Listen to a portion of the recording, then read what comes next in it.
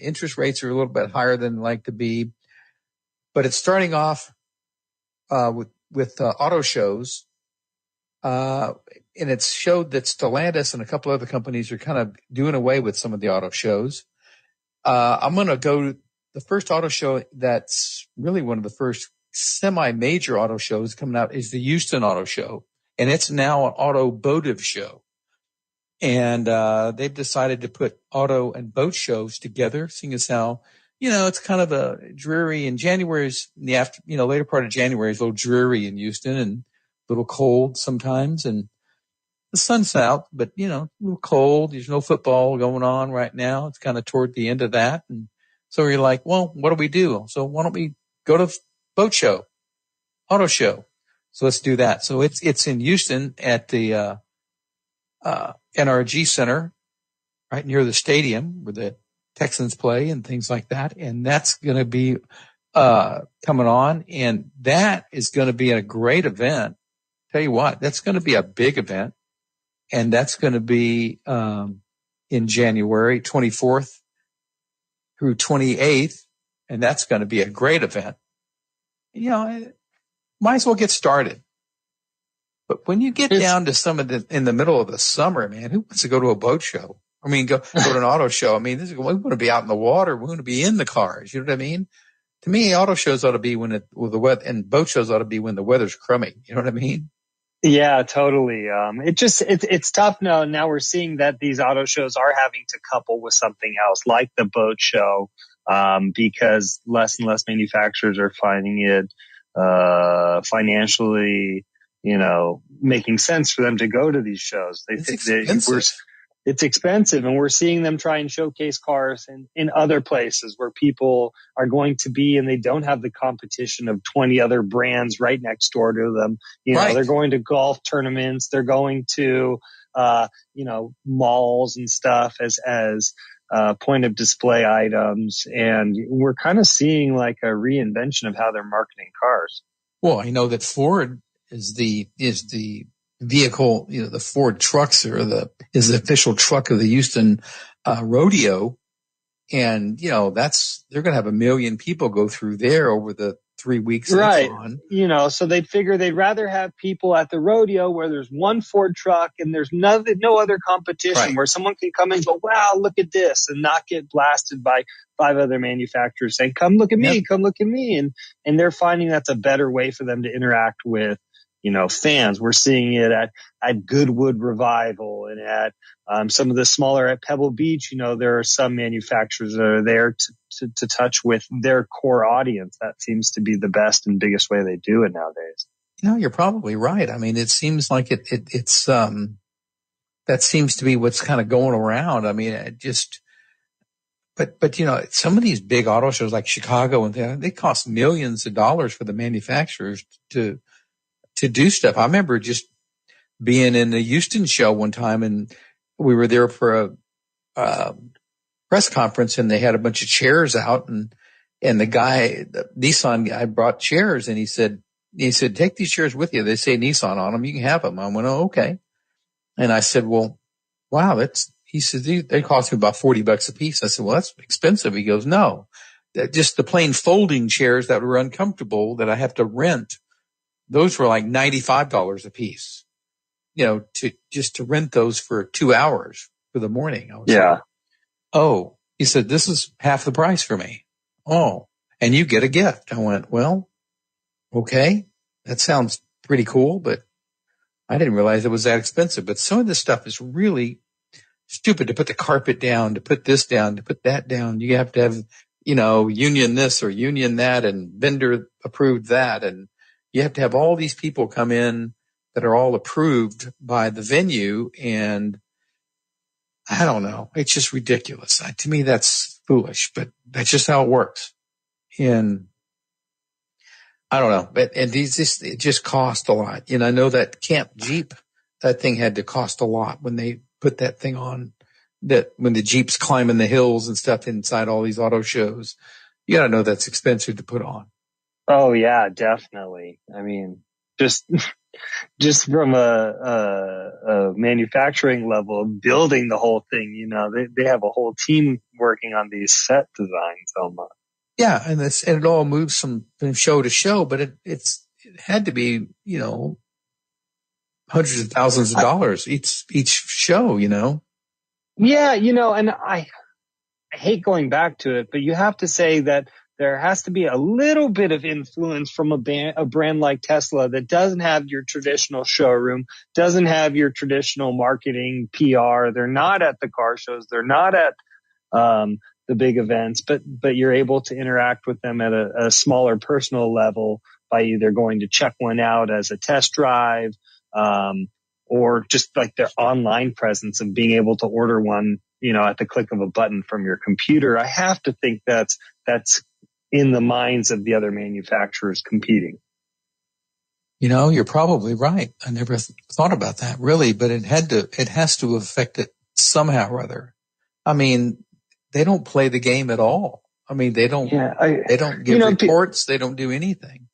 Yeah, it's kind of crazy. I think the whole way that cars are being marketed is slowly changing. We're starting to see some of the big three manufacturers allow yourself to order a car online through your computer without the dealer. And I think that's going to change. And that's what is helping or hurting the auto shows from changing. In a way, but I just don't know. I mean, people still want to go see the vehicle. They want to go up there and look at it, and lean against it and breathe on it. Or they say kick the tires. You gotta go, and this kind of stuff. Feel it out. See if you like it. I'm amazed. Nowadays, you talk to people who say they bought their car without even, I sat in the driver's seat once, didn't even test drive it, bought it, and they're happy with it. For me, I got to interact with every single button and knob and see where stuff gets stored and how it works. I don't know. I know,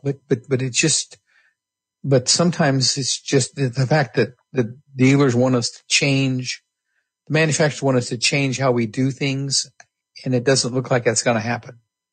They're wanting us to change how we order and how we do this, and then all of a sudden, I don't think there's enough pushback. I don't think it's going to work. Yeah. You don't think so? I don't think there's enough pushback. I don't think, because BMW or Porsche didn't come to the LA Auto Show, I don't think they're seeing that in the type of buyers they have going, I'm not buying this car because you're not representing it. Like the people that still want those cars are going out, seeking them, and getting them. I think we'll get to a point where there might not be auto shows, or, everything's going to be digital, or these like online releases of vehicles. And it's not going to be the in-person that we're so used to, where at the Tokyo Motor Show, can you believe they just released this car? Like that might not happen as much anymore. Well, you're right. And I don't know. I mean, I don't know. I really don't. But people got to see them somehow or other. And we don't get a chance to see them very often. And that's part of the problem. These people don't get a chance to see the cars. And not everybody looks at what the Kardashians are doing or this or that. So that's the other issue. So, I think somebody's going to have to figure out how the car drives and how the car looks and how the car fits in your driveway and things like that. WWE superstar Alberto Del Rio. Take one. Behold the angry giant. Try it again, Alberto. Behold the angry giant. Perfect. Good luck tonight. Behold the angry giant. Yay! Read me another one, Dad. This is WWE superstar Alberto Del Rio. It only takes a moment to make a moment. Take time to be a dad today. Visit fatherhood.gov. Brought to you by the U.S. Department of Health and Human Services and the Ad Council. Hiya, Queen of All Knowledge here, reminding you, creeps out there on the internet hack, scam, and trick savvy cyber users every day. But we can fight back. It's as easy as IC3. If you're a victim of online crime, don't give up. Visit IC3, the FBI's Internet Crime Complaint Center. Your tips help the FBI track down cyber criminals around the world. Report your crime to www.ic3.gov today. You're listening to Western Reserve Radio at westernreserveradio.com on the Live 365 network and the Live 365 app. Your emails, it's very cool. Really is. As always, on behalf of Mike Herzing, myself, our producer, Sean Mapes, I want to thank you all for joining us today on the Let's Talk Wheels Radio Network. I'm Jeremy Birnbaum. Happy motoring. Talk to you guys next week. Have a great week, folks. In times of economic uncertainty and chaos, your money means nothing. You may not even be able to get it from your bank or ATM. And the money you do have in the stock market will go down and down. What you can bank on is gold and silver. Gold and silver have been a reliable and trusted form of currency for thousands of years. Gold and silver have never been worth zero, and typically gold holds its value during economic turmoil. Call the Gold Hotline now and learn how to protect your money and your assets with gold and silver. And learn how to set up a new IRA or roll over your current one into a gold-backed IRA. Protect your money from the next market crash with gold and silver. Call now for your free gold guide. 800-281-4224. 800-281-4224. 800-281-4224. That's 800-281-4224. Sports Map Tonight with Luke Morrow. But the most annoying part about flying, of course, is always the people. I can't stand the people that cut the line. As soon as the plane lands, they're up out of their seat and they're running towards the front of the plane. And especially when I try to stand up to get out of my row and they don't stop for you, they just keep passing you. Oh, man, I think we'd be playing enemies. You and I? I think so. Why? You're one of those? You're getting right off the plane? I am one of the guys who try to jump and rush off the plane. But I will let people in if they're like, people keep passing them up. Yeah. I will let them in line. Oh, well, at least you'll do that. Unbelievable. You're reclining your seat. You're cutting to the front of the plane. I only recline my seat with kids. That's the only one. Oh, okay. If you say so. What about when it comes to boarding the flight? Do you wait till your zone or are you up like hovering around? No, I wait till my zone. Okay, all right. But I don't think enough. They always think I'm military whenever I come. Oh, really? Like I always get asked. Yeah, I can see that. You fit the role. Sports Map Tonight, weeknights from 10 to 1 Eastern. Children are the greatest joy and our best hope for a better future. Friends, they are the future.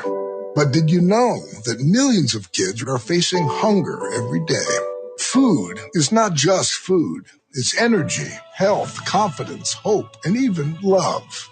Yes, love. Thank you!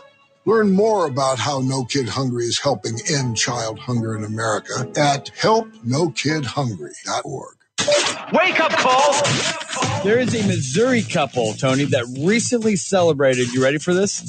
Their 80th wedding anniversary.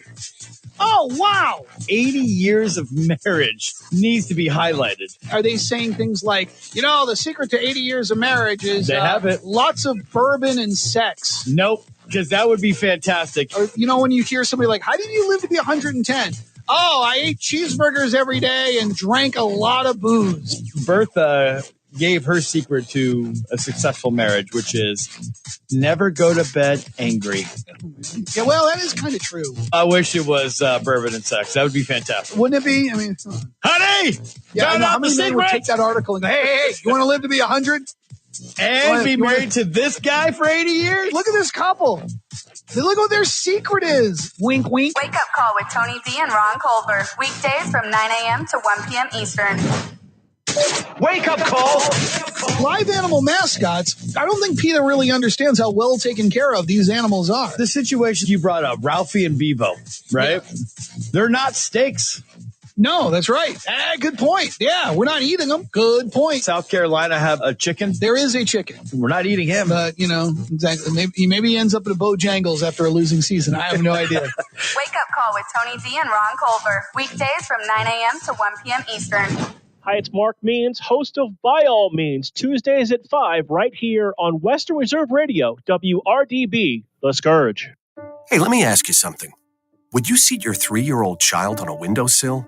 Would you seat them beside a lit fireplace or by the deep end of a pool? One last question.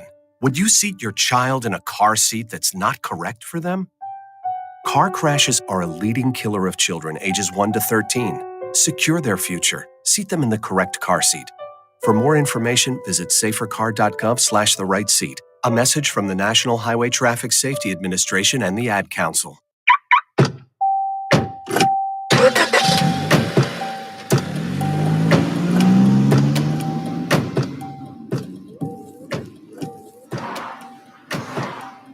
Driving has a rhythm all its own. Don't wreck it with a text. Before you get behind the wheel, silence your phone. Or better yet, designate a texter. For more text-free driving tips, visit stoptextstoprex.org. Brought to you by the Ad Council and the National Highway Traffic Safety Administration. During the fall and winter, grilling season never ends, and Gessler Propane is your local supplier that makes sure you get your hard-earned money's worth. Why go to gas exchanges to pay higher prices for tanks not filled to capacity? Gessler Propane makes sure you're prepared for year-round grilling with 100% filled tanks at a reasonable cost. See Bob Monday through Friday, 10 to 4, and Saturday, 9 to 3 at Gessler Propane, 702 Youngstown Poland Road, Struthers, or call 330-755-9119. Gessler Propane. They got gas. Mahoning Valley's leader for golf, Milk Creek Golf Course, is now booking tee times for 2024. We offer stay and play opportunities available with 9 area hotel partners. For more information, visit our website at millcreekmetroparks.org. Also, look for new, exciting opportunities coming soon, including an indoor player development center with Trackman, an indoor Callaway club fitting center, and an Odyssey fitting studio in 2024.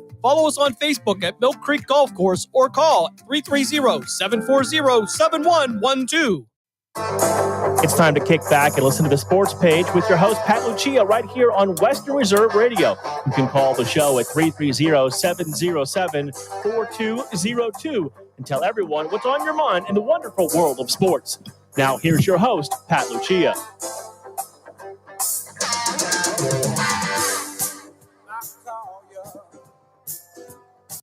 Saturday morning Sports Page. Pat Lucia, Dave Clark.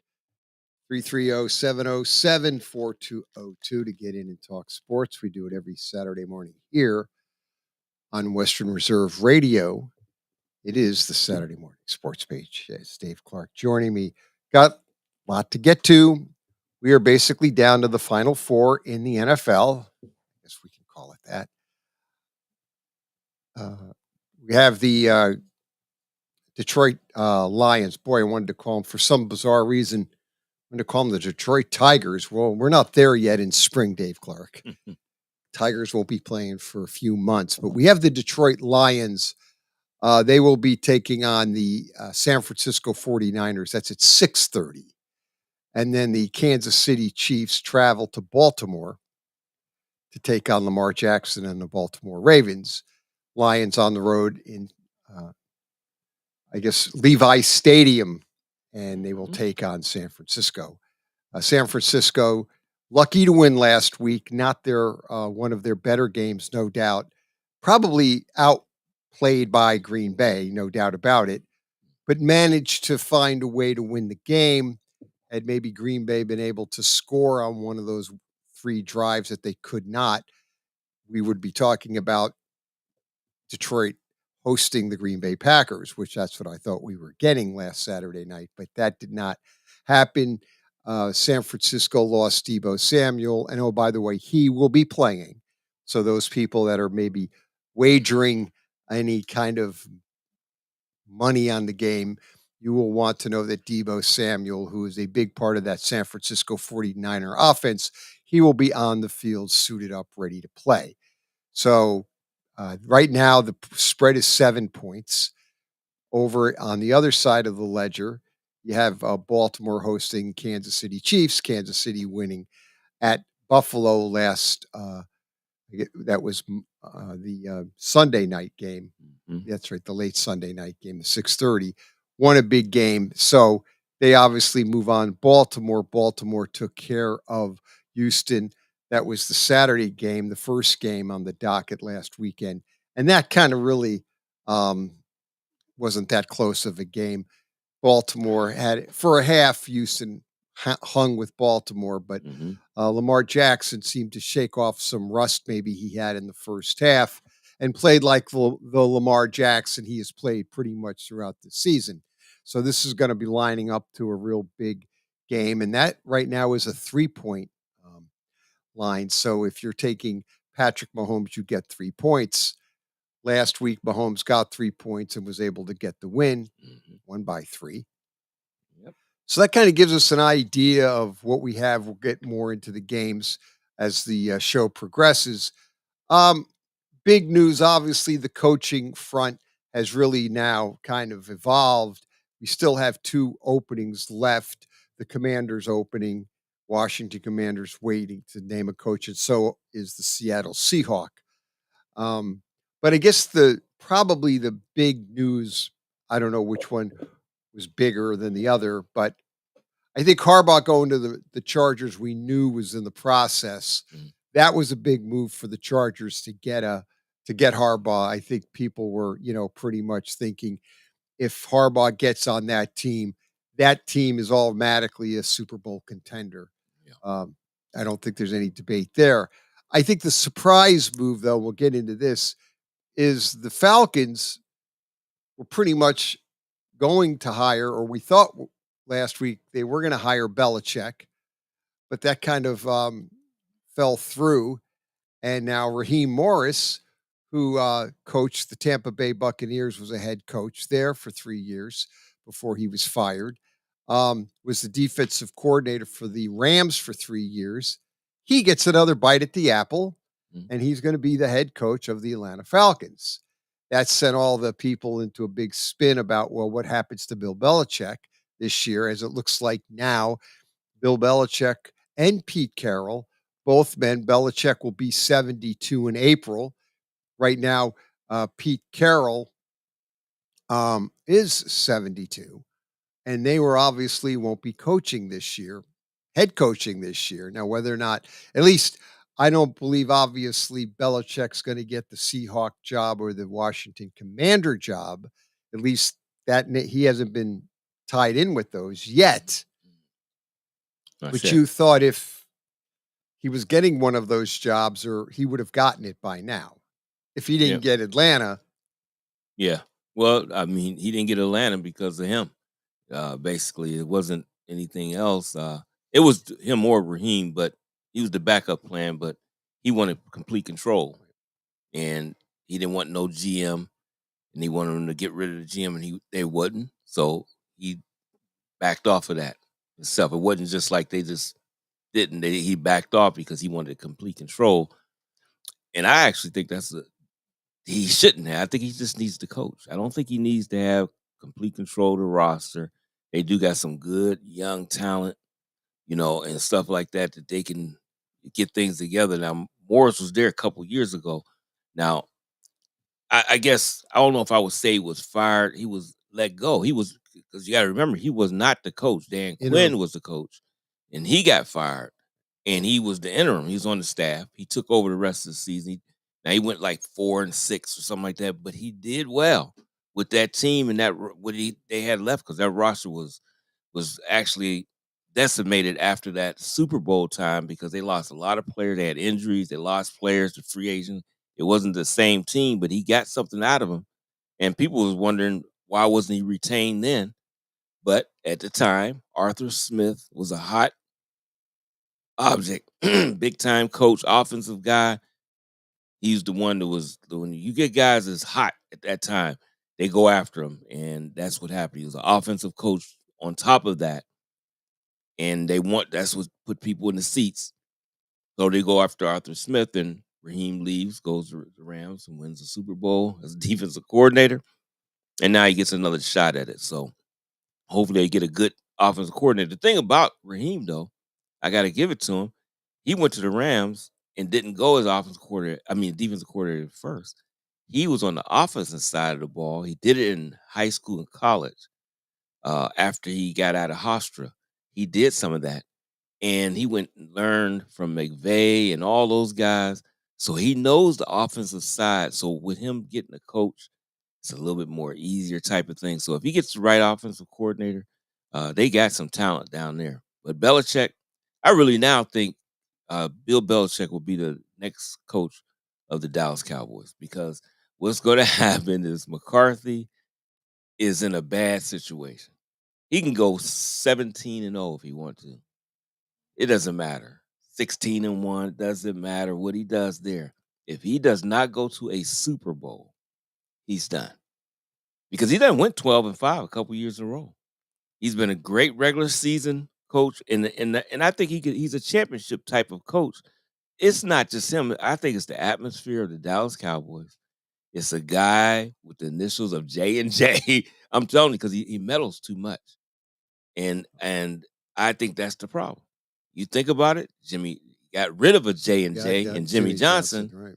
and has not won. Well, Barry Switzer did. But like I said, I don't want to take anything from Barry Switzer. He's a very good college coach. But he had all that talent. It just really meshed. He knew a lot of the guys. He was able to get them guys to do what they need to do. They got by in that last one that they did win. Yeah, Pittsburgh Steelers. Right. And they were able to do it. But that was it. And you haven't seen them back to a Super Bowl since. And he's been a guy that wants to have too much control. And I think that's the problem. So I just think, it's sad because McCarthy, that's where he's at. It's either Super Bowl win or he's done. The other team that is mentioned with Belichick's potential return is another NFC East team. For next year, you talking about? Is the New York Giants. Oh, yeah. That's possible. The Maras have a great relationship with Bill Belichick. They really think a lot of Bill Belichick. The word already is in the papers. I read it online. The New York Post has got an article in there that says pretty much as soon as Dable starts, if Dable screws up and the team starts to go south, there's still now some question with Dable, the way he handled the firing of the defensive coordinator, if it's a firing or he quit, the way that was just handled. For those out there that don't know anything about this, Wink Martindale was the defensive coordinator for the New York Giants. I thought he did an all right, pretty good job. I still don't think the Giants have a lot of talent, but Wink Martindale got a lot out of that talent on the defensive side of the ball. Brian Dable fired two of Wink Martindale's defensive coordinators that reported to him, a linebackers coach and another defensive coach that the brothers, I think the Wilkes brothers, and he didn't consult with Martindale. He just fired the two coordinators, and then Martindale found out and flew off the handle. And to be honest with you, Dable and Martindale's relationship wasn't so great to start anyway. We heard during the season they weren't getting along well. Where I'm going with this is right now, Dable, I think is on the hot seat in New York. He could be, and if they start out, 1-6, 2-8, and they're going down that road where it's another lost season like this past season, the offensive line is still a problem. The team's not doing that well. Saquon Barkley, they may not sign him. He may be a free agent or will be a free agent. Mm-hmm. They lose him.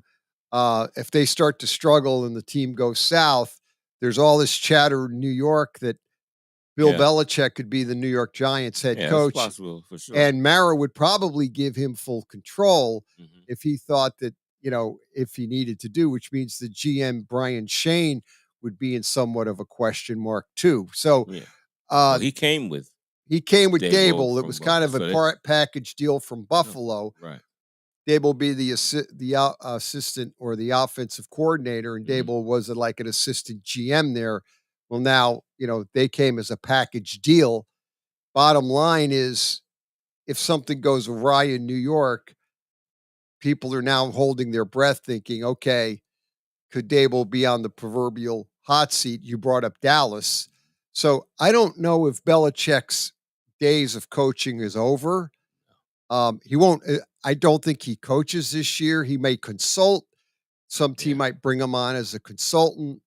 He could do that, I think, but I don't think he's going to be a head coach. I certainly don't think he's getting the Seahawk job because they just fired the 72-year-old Pete Carroll. Yeah. So they're going to obviously hire the 71-year-old Bill Belichick. And Dan Quinn is in there today for his second interview. So it's, he used to be out there as their defensive coordinator.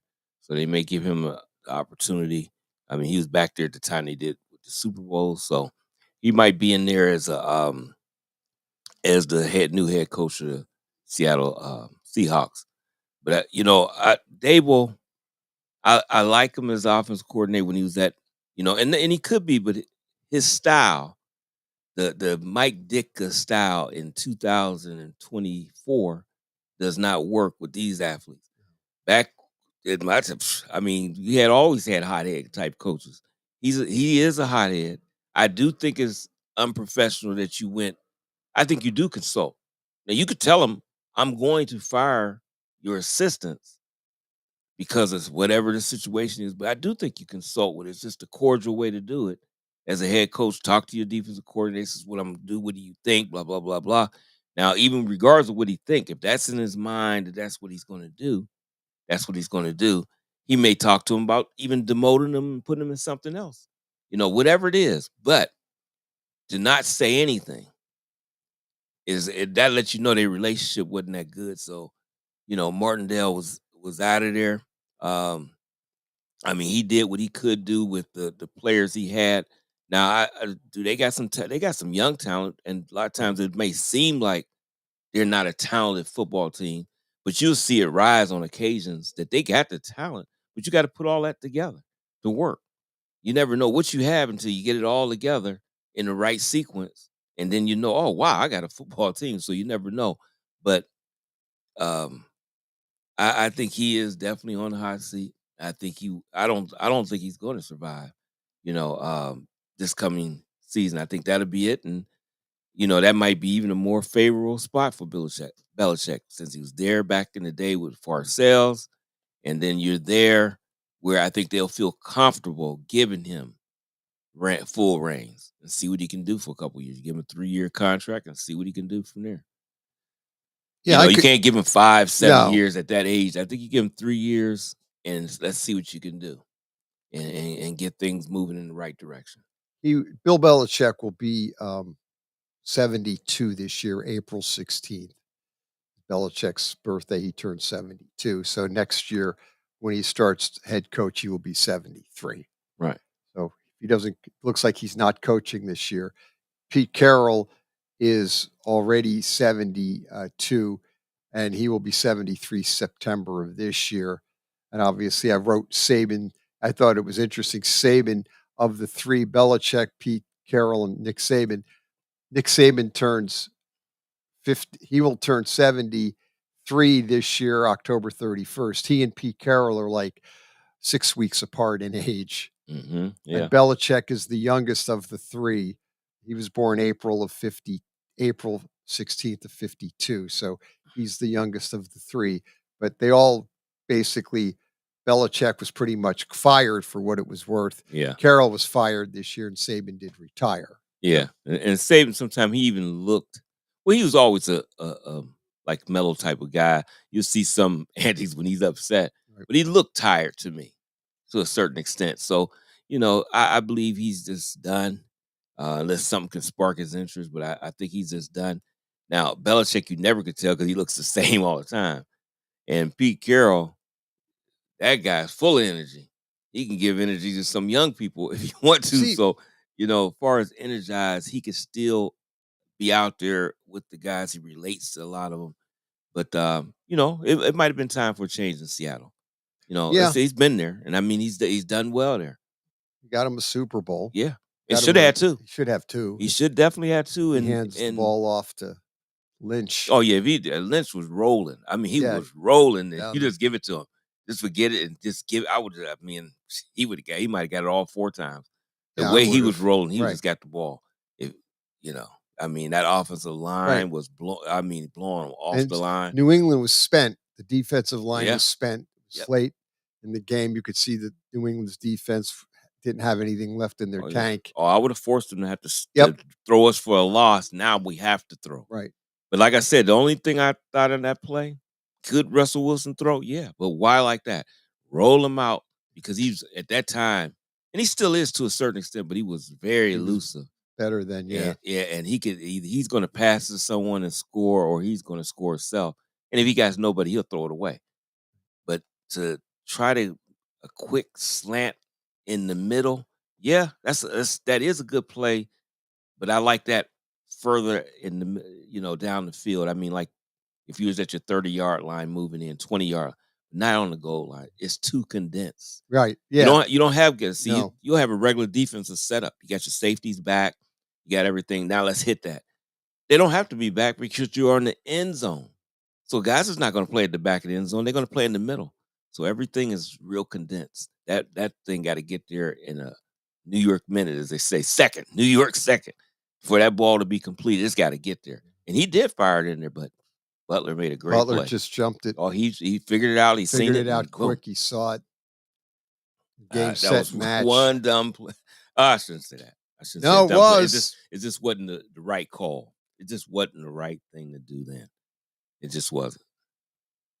We shall see what happens. Does Pete Carroll end up with another job? Not sure. Maybe maybe a college comes. Yeah, well, they're saying a lot of I could colleges see a might come after. college program come calling on Pete Carroll's door because he's got the energy and he could. I think of all the coaches who can relate to the younger player. That was a question with Belichick. Can he relate to the younger player?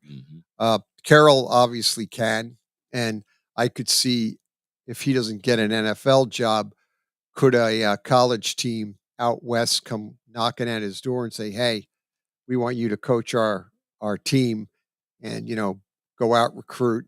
And I could see Pete with the energy. He seems to have a high energy level. He would be into it, and I could see him going back to maybe going back to college. I'm gonna be honest about Bill Belichick. This one, and this is the last time I'm saying, but it's got to honestly. It's before Brady left. In all honesty, I'm sure he could still coach. He could relate to certain players, but he ran the Patriots in the ground. In my opinion, he ran in the ground. I mean, you brought up a good point last week, the week before. He wanted to get rid of Tom Brady. 2014. Way back, right? That's 10 years ago. ago. He wanted to get rid of him because he's no good. He's done, and he was nowhere near done. And he wanted to do that, and then he continued with the Patriots way, and he ran that team seriously into the ground. I mean, yeah, they still play good defense, but they was just Offensively, done. they were bad. Yeah, just done. I mean, so I don't know. Like I brought it up last week. I'll say it again. I think Mac Jones was a rookie quarterback under McDaniels as the coordinator. He did very good. He was coming along. They got into the playoffs. They got beat by Buffalo, but you could see a young Mac Jones playing pretty good. Now McDaniels goes to the Raiders, and Belichick puts two guys, Matt Patricia, Joe Judge, as co-offensive coordinators. Both of them were not offensive coordinators. Judge, the head coach for the Giants after they fired him, he was a special teams coach. And Matt Patricia was he was the head coach for the Lions, replacing Jim Caldwell, which was a literal unmitigated disaster. Right. He's a defensive coach. Those two guys together were going to coach Mac Jones. Mac Jones got very frustrated during the year, and you could see he lost confidence in himself, got frustrated with the two coaches. Then this year they rolled Bill O'Brien, and I think is a good offensive coordinator, but I think by then Mac Jones' head was done. Yeah. So I say, Bill Belichick's decision-making pretty much to some degree ruined Mac Jones. If he gets rid of Brady in 2014, because Bill Belichick, remember, got rid of Bernie Kosar, and Bernie Kosar was done.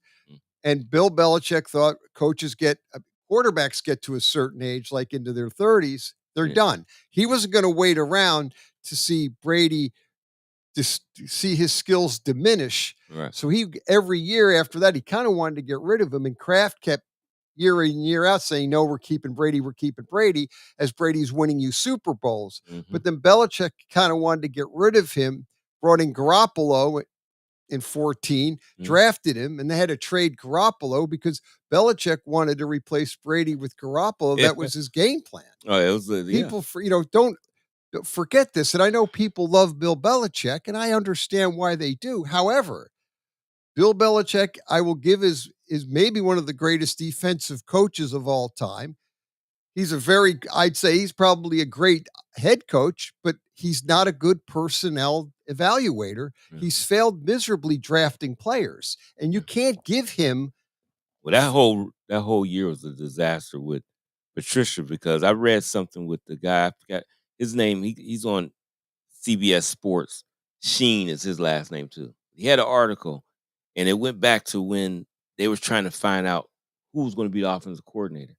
Well, the plan at first was Bill Belichick was going to be, and I didn't realize that he didn't have one, and he was going to actually call the plays because he was in close proximity with McDaniels all the time during the game, and he had to actually get talked to by other coaches, other executives, say, "Hey, that's too much on you. Don't try to be the offensive coordinator and the head coach. You haven't done that, blah, blah, blah." And he finally took somebody's advice and said, "Okay, I got to get somebody in here." But he didn't really look for offensive coordinator. No. He went and got guys that did it back in high school and college and stuff like, and try to get them in there on the spur. And these guys didn't even look comfortable. No. You know, I don't really down them. I don't down Judge or Patricia. They did not look comfortable They doing were that. totally out of their element. You know, you just, I mean, you don't do, and you threw them it'd be different if you, at the end of this season, like this is the end of the season, and I get Patricia and Judge to be my offensive coordinator. They got months and months to get this thing together. They have time to, if you remember when that hiring was, it was close. Right into the training camp time. You can't do that with these guys that haven't been on that side of the ball. No. And that was a disaster. Whew. And now, I mean, you could have had Bill O'Brien. He could have been there and stayed in there. You could have got him a year earlier. You didn't. You did this. You know, now Bill O'Brien is at Ohio State. He will be Ohio State's coordinator, and you know, he will so- be calling the plays for Ohio State too. Right. That did come out. So Ryan Day will not be calling the plays at Ohio State. Yeah. You know, and I'm sure he will consult, because I can't say he's a bad play caller at all, but that will give him more room to do other things as far as Day is concerned. And he does have a guy in there that knows offense. So Well, then that's what Ohio State maybe needs, and Ohio State has done well with the transfer portal this year. Alabama, they've gotten 2 players. The quarterback who didn't, he was the recruit. Right. I should get the names here, and the Ford was the safety for Alabama's transferring to Ohio State, and the lineman. So right. the Alabama lineman. So they've gotten improving their team. See what Bill O'Brien can do with Ohio State as far as then play calling, and then they can focus in maybe on clock management. Well, I'm looking forward few to other- the Yeah. college football season, just because of the expansion of the playoff, the it will be expansion 12 of the teams Big Ten. now. I love all that. The Big Ten being with all Oregon and USC and all this over there, that just makes it for a more exciting. And the other situation. news out there, if wondering, what happened with Jim Harbaugh's replacement, it will be Sharon Moore, signed a 5-year contract, so should he be. is now the Only head right coach. that he gets it. Well, really he believe. should get it. I Yeah, don't mean, he see. should. I couldn't see anybody getting. I was wondering if they was going to bring Well, somebody else in, but Here's the dilemma with that, with the transfer portal. And this is what I think you have to look at if you're like an administrator, president, like Michigan. If you decide I'm going to go get a coach, all the players can transfer. Right. 30 days. However, the portal is not open, so you can't get other players from the portal. So you could basically pretty much lose your team, and then you got to wait and then try to go get players when the portal opens up. Right. But the portal, when these guys leave, you don't have a team until you can get the portal open, and then you still have to recruit. Right. You've got to find a coach. Yeah. Yep. That's the music. We'll be back after a quick timeout. First quarter of the show is in the book, Saturday Morning Sports Page. Western Reserve Radio is the Valley's online source for sports talk and local live events. Tune in and be a part of their live weekly shows, as well as all of the hard-hitting action of Youngstown Phantoms hockey, high school football, and the GDFL. Find them at westernreserveradio.com. Tune in. and the Live 365 app to be a part of the area's sports conversation. Be sure to visit them on Facebook at Western Reserve Radio and on Twitter at WR_radio. In the small town of Elmira, New York, a boy was born into an all-American family. The odds of him achieving his dream in the fashion industry? 1 in 23 million. The odds of having a child diagnosed with autism? 1 in 68. I am Tommy Hilfiger, and my family is affected by autism. Learn more at autismspeaks.org/signs. Brought to you by Autism Speaks and the Ad Council. Welcome to Calvin's Barbershop. You all got to see this. I don't even want to know what you're looking at on that phone. Well, you should. I was learning about the dangers of high blood pressure and that we need to get ours checked regularly. High blood pressure can increase the risk of heart attack or stroke, but this text program can help keep it at a healthy range. Just text Barbershop to 97779 to sign up. I'll get right on it as soon as I'm done with this baby panda video. Text Barbershop to 97779. A message from the American Heart Association and the Ad Council. Meet Josh. Hi, everybody.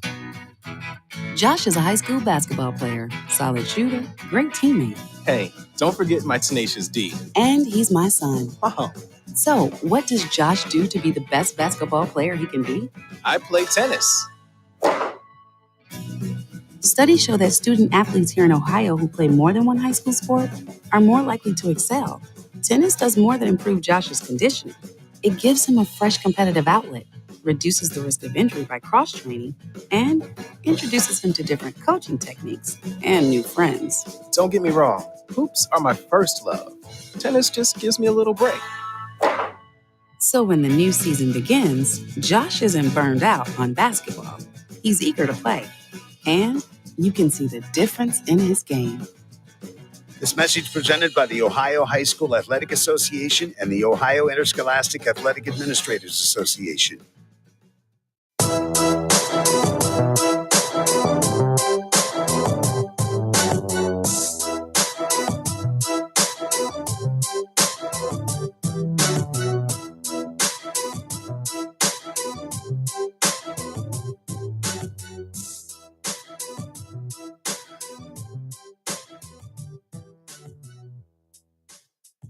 Saturday morning sports page coming back at you, 330-707-4202. As we were talking about Michigan issues, it made sense for them to promote Moore, make him the head coach. He was the head coach fill-in when Harbaugh was out with the suspensions, when the school suspended him. Yeah. For the even the season before, I believe he did it too. Yeah, I believe the season before he filled in. Filled in then too. I think he showed you that obviously he's your head coach. He could do the job. Why try to go out, find another coach, then lose all those players to the portal? They'll leave, and then you have to wait till the portal opens to find other players. So there would be a really bad year for turnover.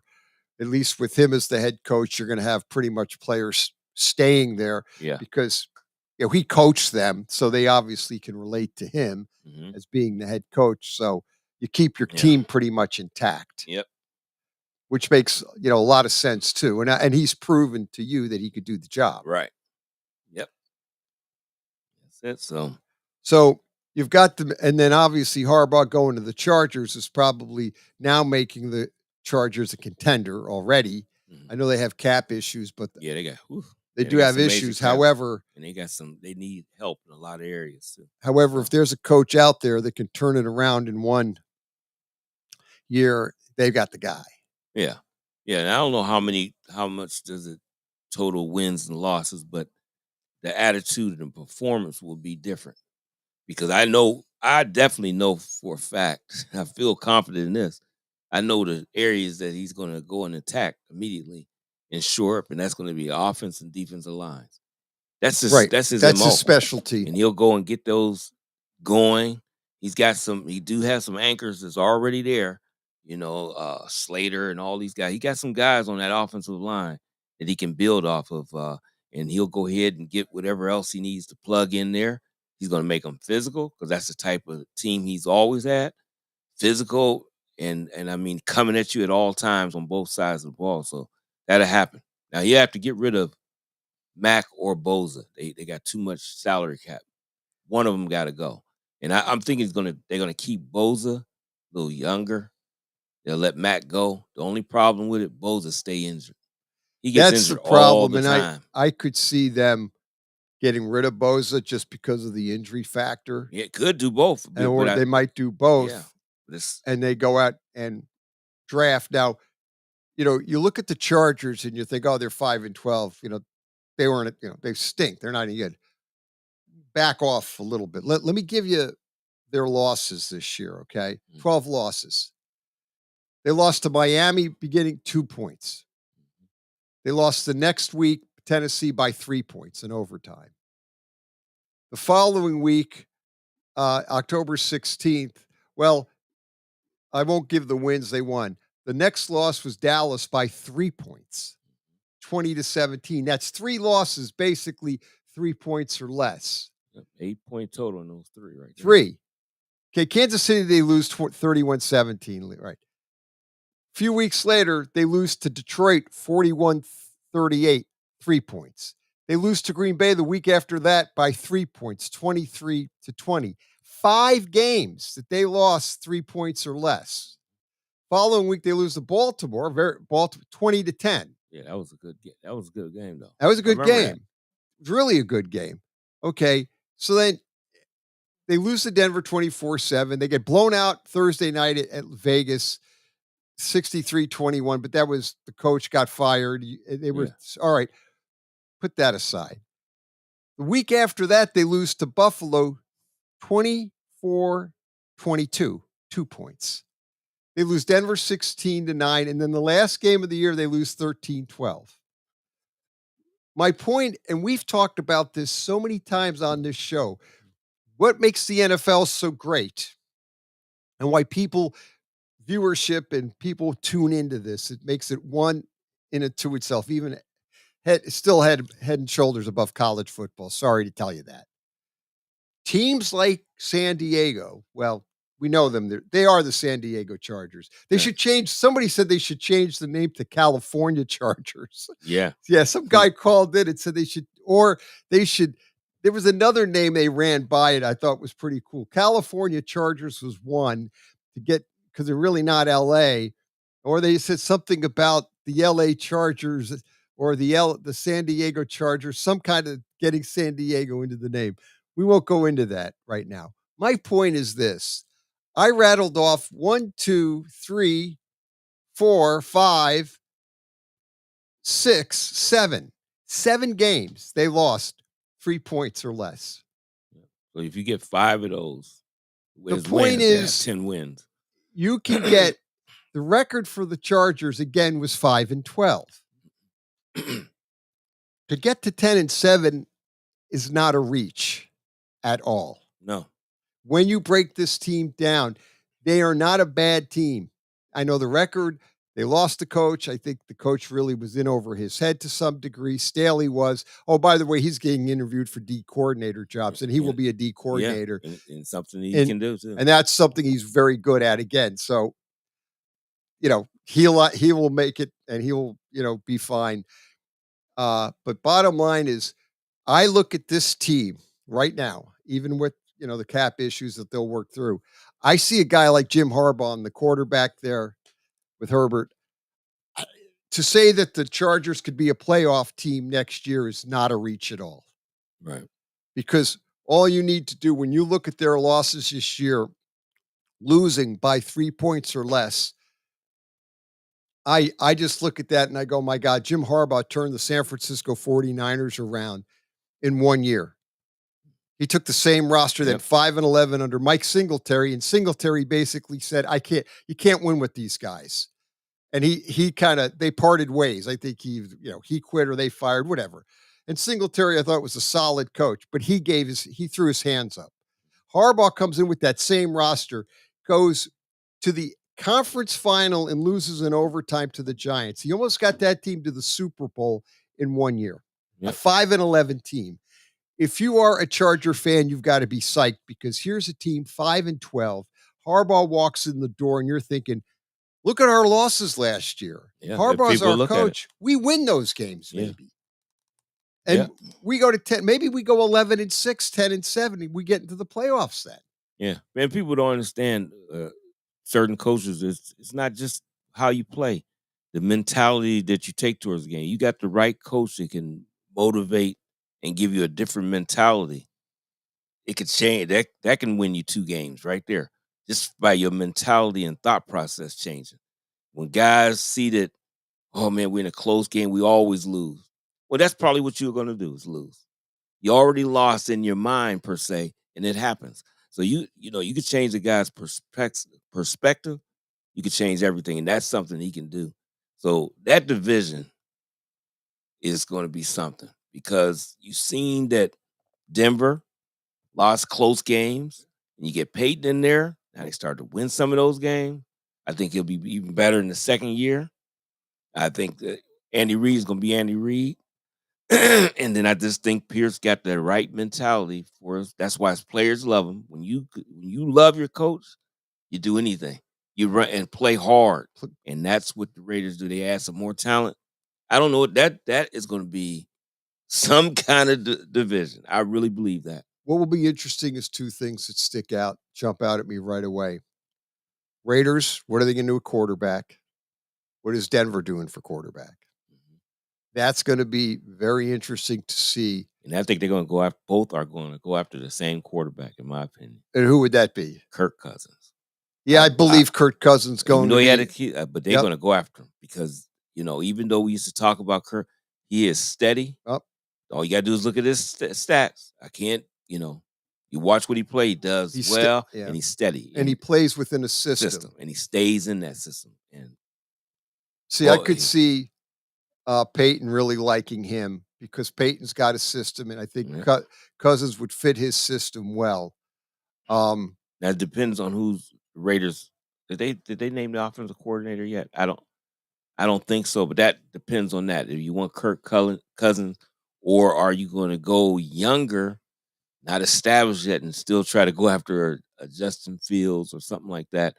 But I think in that division, you almost want a guy that's already done shown that he can do, if you can get one. So it's going to be interesting. Both spots, as you just said, it's going to be interesting. Yeah, we're going to have to wait and see. I don't think the Raiders have named an offensive coordinator. I don't think so yet. Not yet. But I do see the people that they have put on their staff. We do see that Lewis is coming there.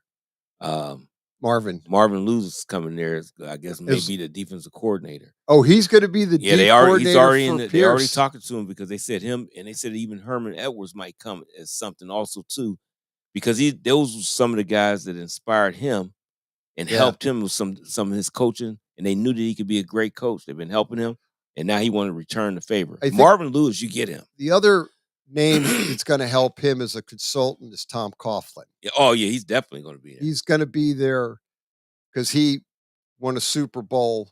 One of his Super Bowls, Antonio Pierce, the one that beat the Patriots, the undefeated Patriots. That was Antonio his middle linebacker. Pierce was the linebacker, and he was one of Coughlin's favorite players. Yep. So he's already having Coughlin going to be as like a consultant to the team and help him. And then now you're talking Herm Edwards and Marvin Lewis. Yeah, they said Marvin Lewis is already in the building. They talking to him, so I don't know if he got the job or he's going to get it. But if you add him to the staff, well, they put him on the defense and on that staff. Yeah, you put him on as, even if he's a consultant, defensive consultant. You got another whatever. The guy knows football. Well, he knows football. Yeah. I mean, and that's what I mean. You could see the Raiders. He's just got to work. His challenge is going to be offensive side of the ball. Looking at the quarterback, can they go with their existing quarterback, the kid from Purdue? Yeah. Or do they have to look at either drafting a quarterback or trading for a quarterback? The other quarterback that's going to be out there, obviously he's not going back to Denver, is Russell Wilson. Yeah, and he could be actually. Could he be a Raider over in that? Could he come over and say, okay, I'll work, I'm going to be a Raider. Would they look at Russell Wilson, or Kirk Cousins is the other name, or do they look at drafting, or they go with a Kirk Cousins or a Russell Wilson and then draft a young quarterback and let's bring him in. And I would do that. And then let him sit and kind of learn. And you know, the guy that even saying it could happen, it's two quarterbacks that surprised me. They may drop, even though they played well. Now, our guy Penix didn't play great in his last game. Bo Nix did, but they saying both of them could drop all the way to the second round. I've heard that. And the Raiders they're early in the second round, that they could take either one of those guys, get a veteran, and get either one of those guys and groom them right behind them. And that would be that is the smart move. If you can get a veteran established, I would get one of those young guys. If they drop, I might even think of it in the first round. If they're there. If they're there, I might think of it then, depending on what else I need. But if you... The quarterback for the Raiders now, when he finished out, he looked good in somewhere, but he looks like he's out of work in progress, is Aiden O'Connell. Yeah. Oh, yeah. So the question is going to be, do they go after the veteran? The other quarterbacks on the roster are Jimmy Garoppolo, Brian Hoyer, and Anthony Brown. Bye-bye. Yeah, I could think Garoppolo's he's 31 years old, 32 years old. Hoyer's even older. And Hoyer is 38. Yeah. He's more of a coach than he is anything else. Yep. But the question's going to be, I mean, I guess I'm assuming Garoppolo, they will probably cut him loose, and maybe they draft a quarterback, or I guess the question they have to decide is Aiden O'Connell going to be their guy next year, or do they look for a quarterback there? I think Denver's pretty clear cut. I don't think they're going to go with Jarrett Stidham. Obviously, Russell Wilson's going to be gone. Right. So then Peyton's going to be looking for a quarterback, and then the Kirk Cousins thing keeps coming up. Or does Kirk Cousins stay in Minnesota? Yeah, do they try to re-sign him? They may re-sign him. Yeah. He will be in demand. Yeah. Oh, yeah. Wherever he decides to go, teams will be pursuing him because, like you said, he's a steady quarterback. He could, he works well within system, does what he is. I mean, he had Minnesota go to the playoffs the year before, losing to the Giants. Last year was the unfortunate bad injury, the Achilles tendon that wiped out his injury. So at the end of the day, there's talk about potentially maybe, Cousins could be out there as the free agent. And then there's always Russell Wilson. I don't know if Jimmy Garoppolo's got anything left in his tank. Maybe a team goes after him as more of a backup. His problem inherently has always been his injury history. Yeah. Yeah. It's hard to go with him. He just doesn't stay healthy at all. He just does not stay healthy at all. And if you're trying to, in a division that they're going into, well, not going into, that's where they at. But to look at that division, you got to get a stable quarterback. And the only ones that got stable quarterbacks right now is the Chargers and the Chiefs. So, Aiden O'Connell, I give him a lot of applause of what he did for where he came from. But I just think he needs more grooming. I definitely wouldn't get rid of him. It just needs more grooming. So, if you get the right type of veteran that could be there a few years, then maybe you don't even have to draft another quarterback. But I just think this, if first round goes by, and let's say the Raiders are able to sign a veteran, okay, you got that veteran, you got Aiden O'Connell. But I think if a second round coming, you got a Bo Nix still sitting there, a Penix. No, I don't think the Raiders are going to pass on that. I can't see them doing it. I can't. I think they would still draft another quarterback, because those guys is some talents that I don't think you can just let go by the wayside. No. You just can't.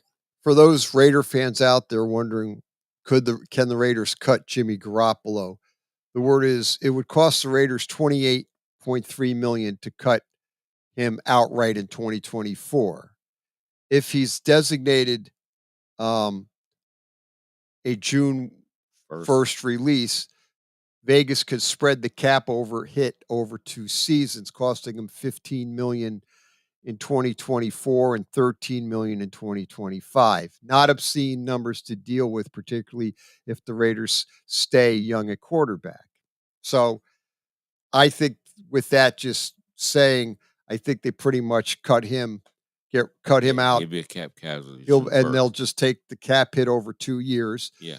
They're going to stay young at quarterback. Can they go maybe sign a free agent? Maybe. Or do they keep Aiden O'Connell and then potentially bring in draft a young quarterback and see how they decide? Yeah.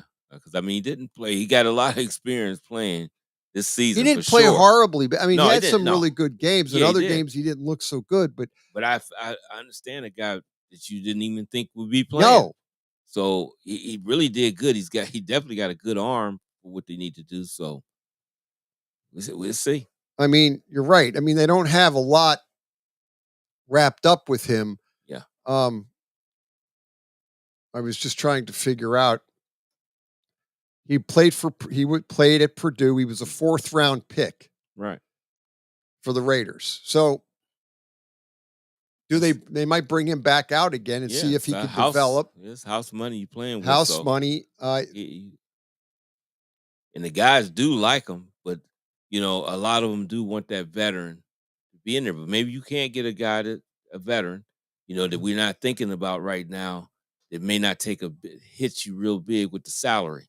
Right. So I just can't. I don't know how Cousins would ask. What would Russell Wilson be talking about? I don't know what that picture. Yeah, would look like. Well, yeah, they always get very creative with money. Yeah, they have to with that, and they always seem to put it over. They put it in a bonus or spread it out over the contract. Right. You better. I mean, you look at a lot of stuff. I mean, here's a guy that we know can win you some games, and if you had to, as a veteran, Jacoby Brissett. Right. Who's out? He's going to be a free agent. Is he a guy that you bring in to be your quarterback? Maybe. He might be okay to do that with for a season until you get where you need to get to. I mean, and you still draft that young guy, if he's there. I mean, nothing against O'Connell because I thought he did well, but you can't pass on a Penix, a Bo Nix. You can't. No, if you're lucky enough where they drop to you in your draft, you have to make a decision, And if one of these teams up in the draft want to change draft picks and a couple players that's not going to be a major, not your Max Crosby, not your Devontae Adams, none of that, a part of that trade, then yeah, I'm moving up and I'm seeing if I get into Jaden Daniels or anybody like that that might be around. And therein lies your other question. This draft upcoming will probably, we always say this every year, this draft is going to be one of the most interesting drafts, but this one will definitely be in the books as far as what are teams going to do with all these quarterbacks coming out. And boy, they're rated all over the board. I've seen stuff where Michael Penix is in the 2nd round with Bo Nix is in the 2nd round. Yeah. And, we've seen this time and time again where Jaden Daniels' rumor is he may be the first pick overall now. He may. And we were talking about the Chicago Bears. They did not sign Kingsbury to be their offensive coordinator. We thought they would possibly do that. Mm-hmm. And they signed instead. I'm trying to think who they have. Shane Waldron is now their offensive coordinator. He came out of Seattle. Yeah. So now that we thought that they would get Kingsbury, and that would tie in directly to Caleb Williams going to the Chicago Bears. Well, now they didn't get Kingsbury. No. They got Shane Waldron. Now we'll have to wait to see this Now I'm gonna be honest with you with Shane. Now he's a good offensive coordinator, but look at his system. His system consists of a pretty decent athlete at quarterback, but more of a pocket guy, and he likes to run the football. Right. So now when you see that, you get your running backs together. You might even get a free agent running back, Saquon Barkley. How are you? Yeah.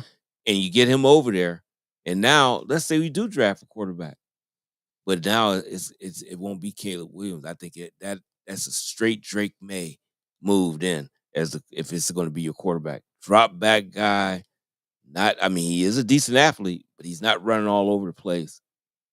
That might be a guy. That could be your guy. But a lot of people, one guy I was listening to, and like I said, the one stuff I like to watch on he said he'll just keep Justin Fields and draft the number one. And he said what he'll do is bring his number one in, will not pay Justin Fields. He will let him go out and see if he does anything. And if he can, okay, we can ride it some more. And he said, what I do is he has a great season. I franchise tag him and play him again. You can do it. You can franchise him twice.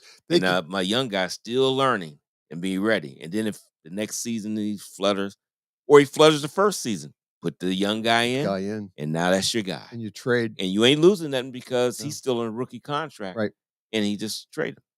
Yeah, you see what they could do, to your point, is they could pick up Fields' fifth-year option under the rookie contract. Bears could do that and still draft the quarterback. So they have Fields still under the rookie contract for 2 more years. Yeah. Then they have the rookie quarterback coming in, and to your point, that would fit. Pick up the 5th-year option and keep Fields. Yeah, I don't think you have to, though, where they said it. It said something about if you put the 5th-year option, it jumps up to 20-something million or whatever. I don't know, but I don't know if they have to, because what would he do? Just walk? He could just leave? He wouldn't be a free agent, would he? In the 4th year. This is his 4th year coming up, right? Yeah, Fields has been. Let's get that. He's been in the year. I wouldn't give him any extra money. I'd keep him just like he is. His contract that he got now as a rookie.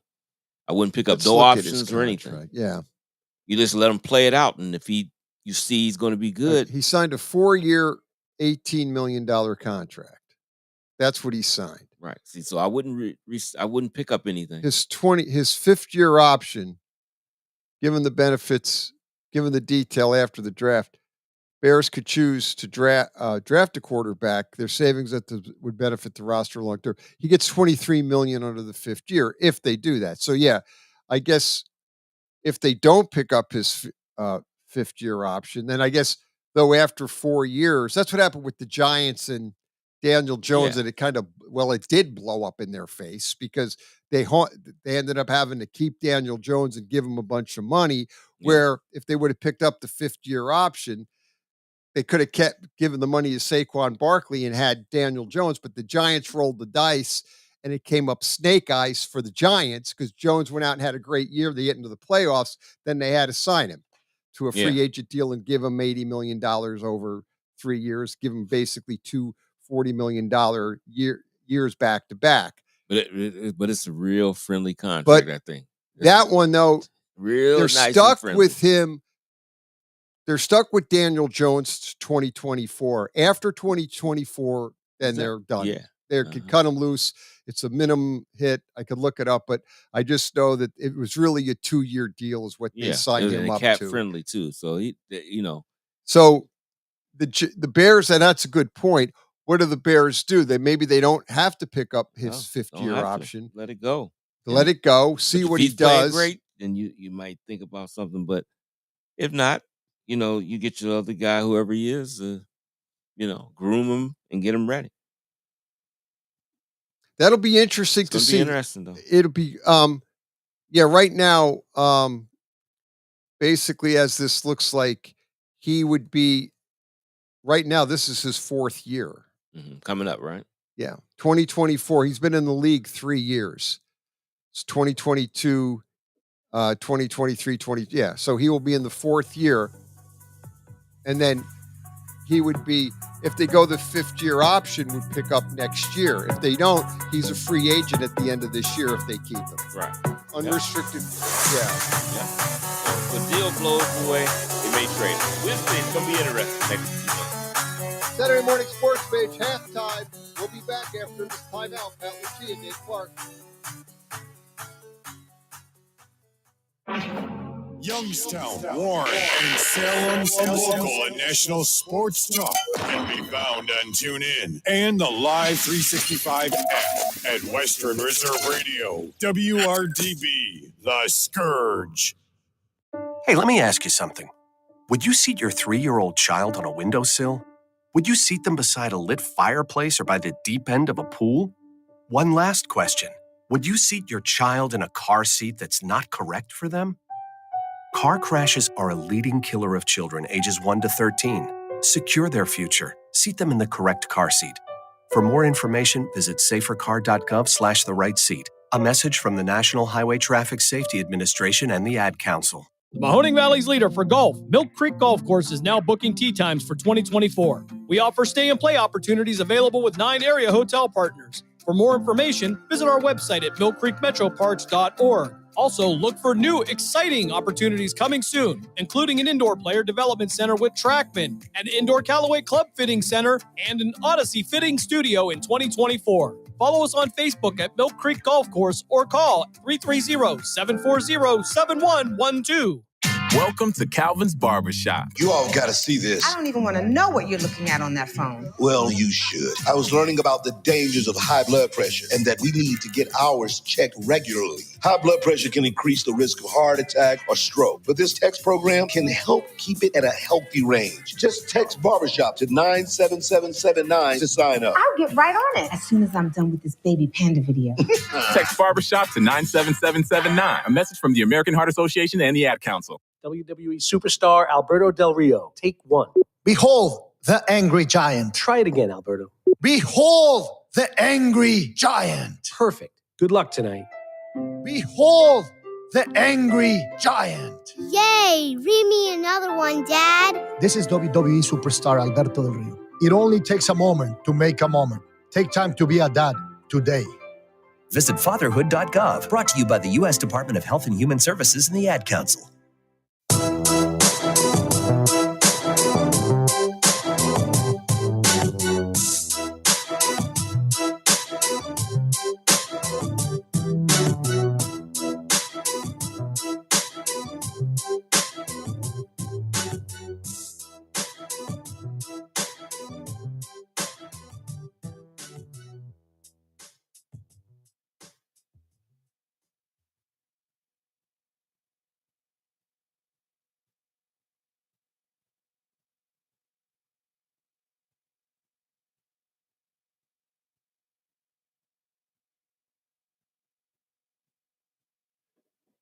Saturday morning sports page, Pat Lucia, Dave Clark, 330-707-4202. Start of the second hour, halftime is over, and we are in the third quarter of the show talking NFL football, mainly today. We covered the coach changes. The other coaches we didn't get to. The son of Bill Callahan, Brian Callahan. Bill Callahan is the offensive line coach for the Cleveland Browns, and he's been a coach in the NFL and college. Yeah. His son, Brian Callahan, is the head coach now for the Tennessee Titans. Yep. So he was named this week. The other coach that was named this week was Dave Canales, who was the offensive coordinator for the Tampa Bay Buccaneers. He's headed to Carolina. So he will take over as the head coach. He's another offensive coordinator, did great things with Baker Mayfield and the offense for the Tampa Bay Buccaneers. Yep. I forgot where they say he was at before that, and he did a great job with whoever that was. Very good quarterback coach. And it's always been guys I think it was Seattle. But it's always been guys that short. They've been guys 6'1", 6 feet, 5'10", what you got in Russell Wilson. He's always worked with those guys, and they say he's super excited to get to Bryce Young because he can make all the throws. He needs some other type of grooming. That's going to be interesting for Carolina. Yeah, as to look at Dave Canales, he was born in Harbor City, California. His coaching He started as a. I love looking at their coach's history. He's 42 years old. He started out as an offensive coordinator for Carson High School in 2004 and 2005. Then he went to El Camino College, became a special teams and tight end coach, 2006 to 2008. He went to USC in 2009 as the assistant strength coach. Seattle Seahawks this is where he got into the NFL and his career starts to, it takes off. He was with the Seattle Seahawks as a wide receivers coach from 2007 to 2017. 8 years. And then he stayed with Seattle, became their quarterbacks coach in 2018 and 19. Then became a passing game again with Seattle in 2020 to 2021, then became a quarterbacks coach in 2022, all for Seattle. So he He's a part of Geno Smith resurgence as a quarterback. Exactly. He basically brought Geno Smith back pretty much from the doldrums, sort of to speak, and really made him.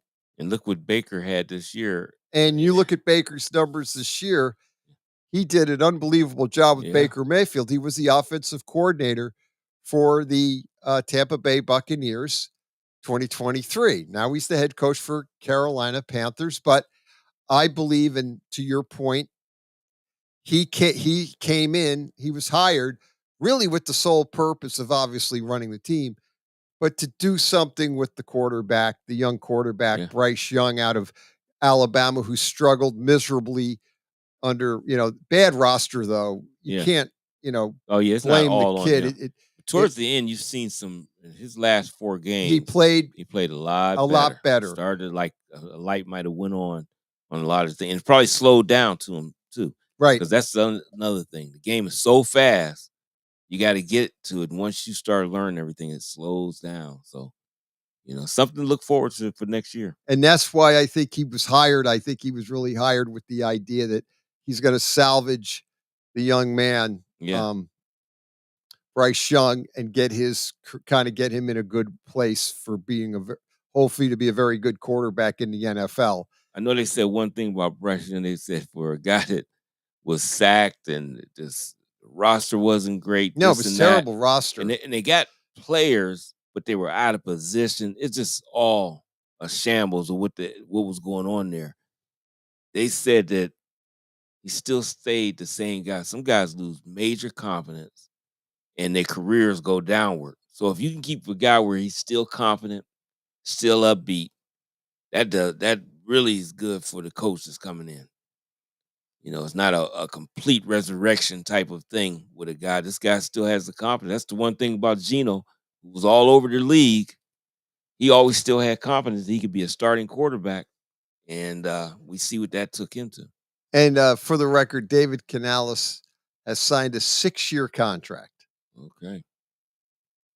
They're looking for some changes then. Hopefully the trigger happy David Tepper will. 6 years. I mean, you give him a chance. Come on. Lay off the guy. Yeah. Don't off him in 3. Right. Don't do it in 3. Don't get trigger happy and say, okay, 8, 9, when he starts off 1-8, or if he comes off if they start off bad and they go 2-7, don't fire him. Yeah. If he does that in the first year, start thinking about, I got to get another coach. Right. If you want to start with this guy, with him, and start turning up turning up the stove, the heat on the stove, and, it starts screwing with this coach, man. Mm-hmm. You got to back off. You got to let him. You got to realize the team isn't that good roster wise. Right. You got to spend the year building it up, but you got to give this guy a chance. He's a new coach. He's never been a head coach before, so he's got a learning curve. Mm-hmm. Respect that. Right. Respect the fact that he's learning to be a head coach. He's never done it before. Not that that's a bad thing, but I think sometimes these owners don't get that. Yeah, you got certain ones that, that's why I hope everything goes well for Arthur Blank. That's a guy that doesn't interfere, meddle. No, he doesn't. Really, just seemed like a nice guy. But he's stern, but he wants his team to win.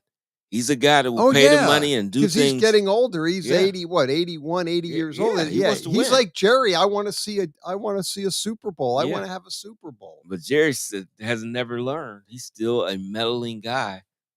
That's always meddling and stuff. I don't think he's not as bad as he used to be, but he's still a part of when things start to come down. He's still getting in there. I don't know if he's going to change. I don't know if they're ever going to win another Super Bowl under Jerry. I just think he's too much of a meddler, and I don't see this team ever doing it. That could be. Usually, that means they're going to win next year. If I said that, but they just seem to have a team on paper, but the playoffs are bad. They don't show up for playoff games. Yeah, I mean, you just gotta. And the Eagles are going to keep Sirianni.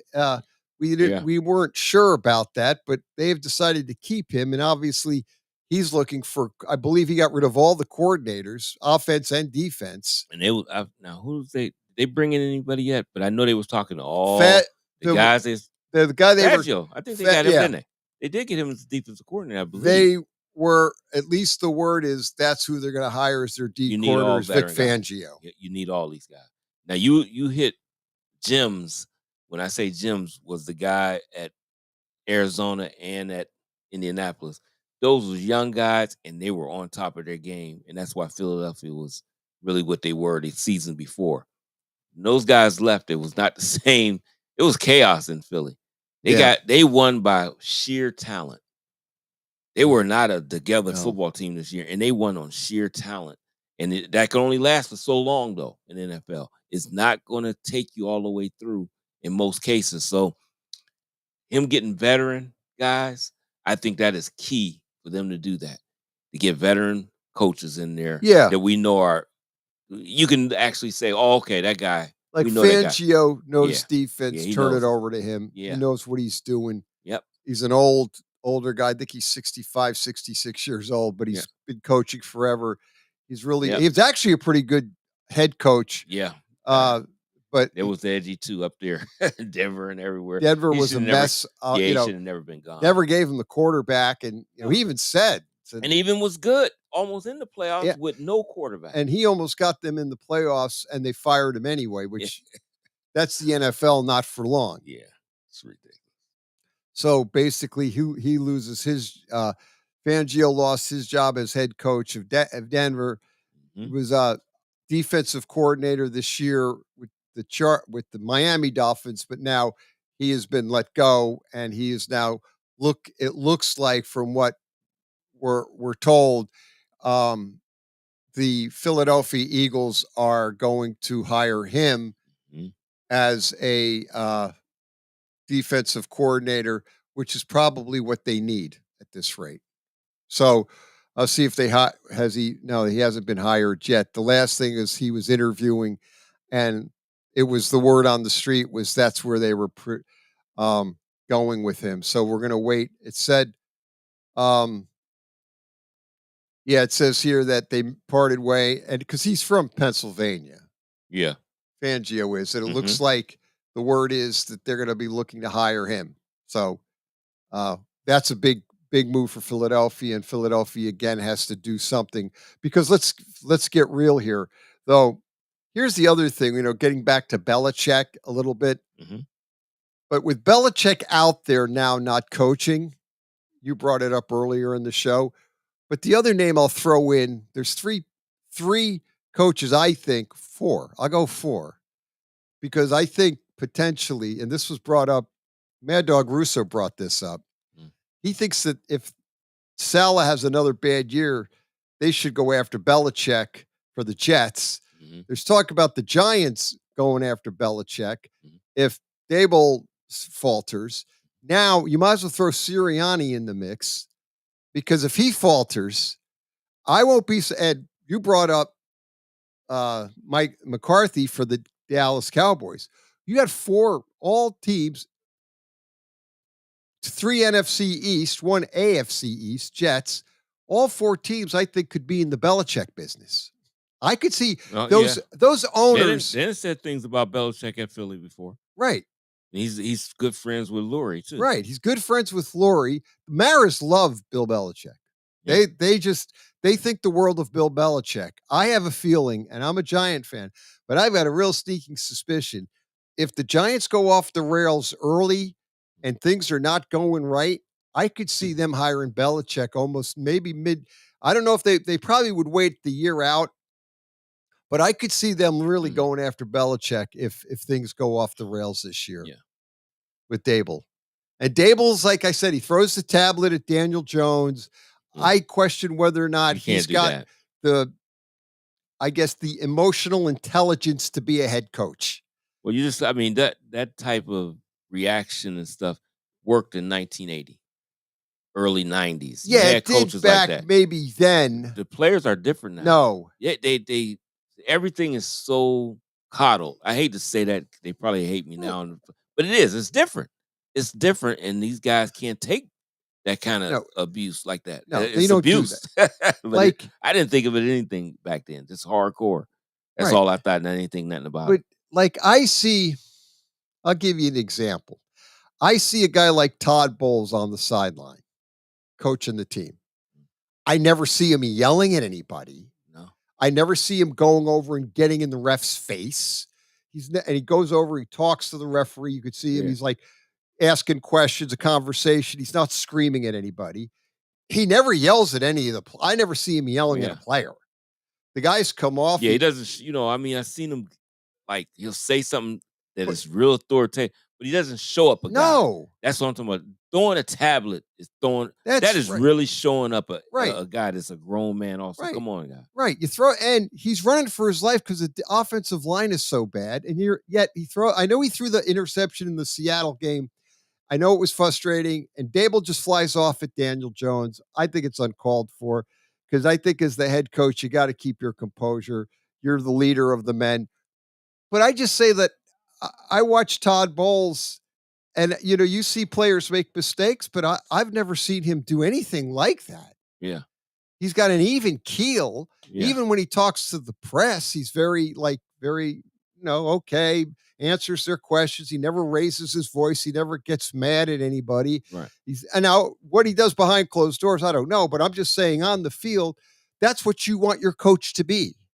Well, you want him to always look like he's under control because it sends a message to the rest of the team. He's under control. We're okay. Everything is. But when you see a guy's rattled, now you rattle the rest of the team. Right. It can have that effect. Right. And like I said, that used to be okay back then because you looked at it as, Frank Cush being Frank. I take him because I had him as a coach. I had him as a coach. You had Frank. In USFL. Right.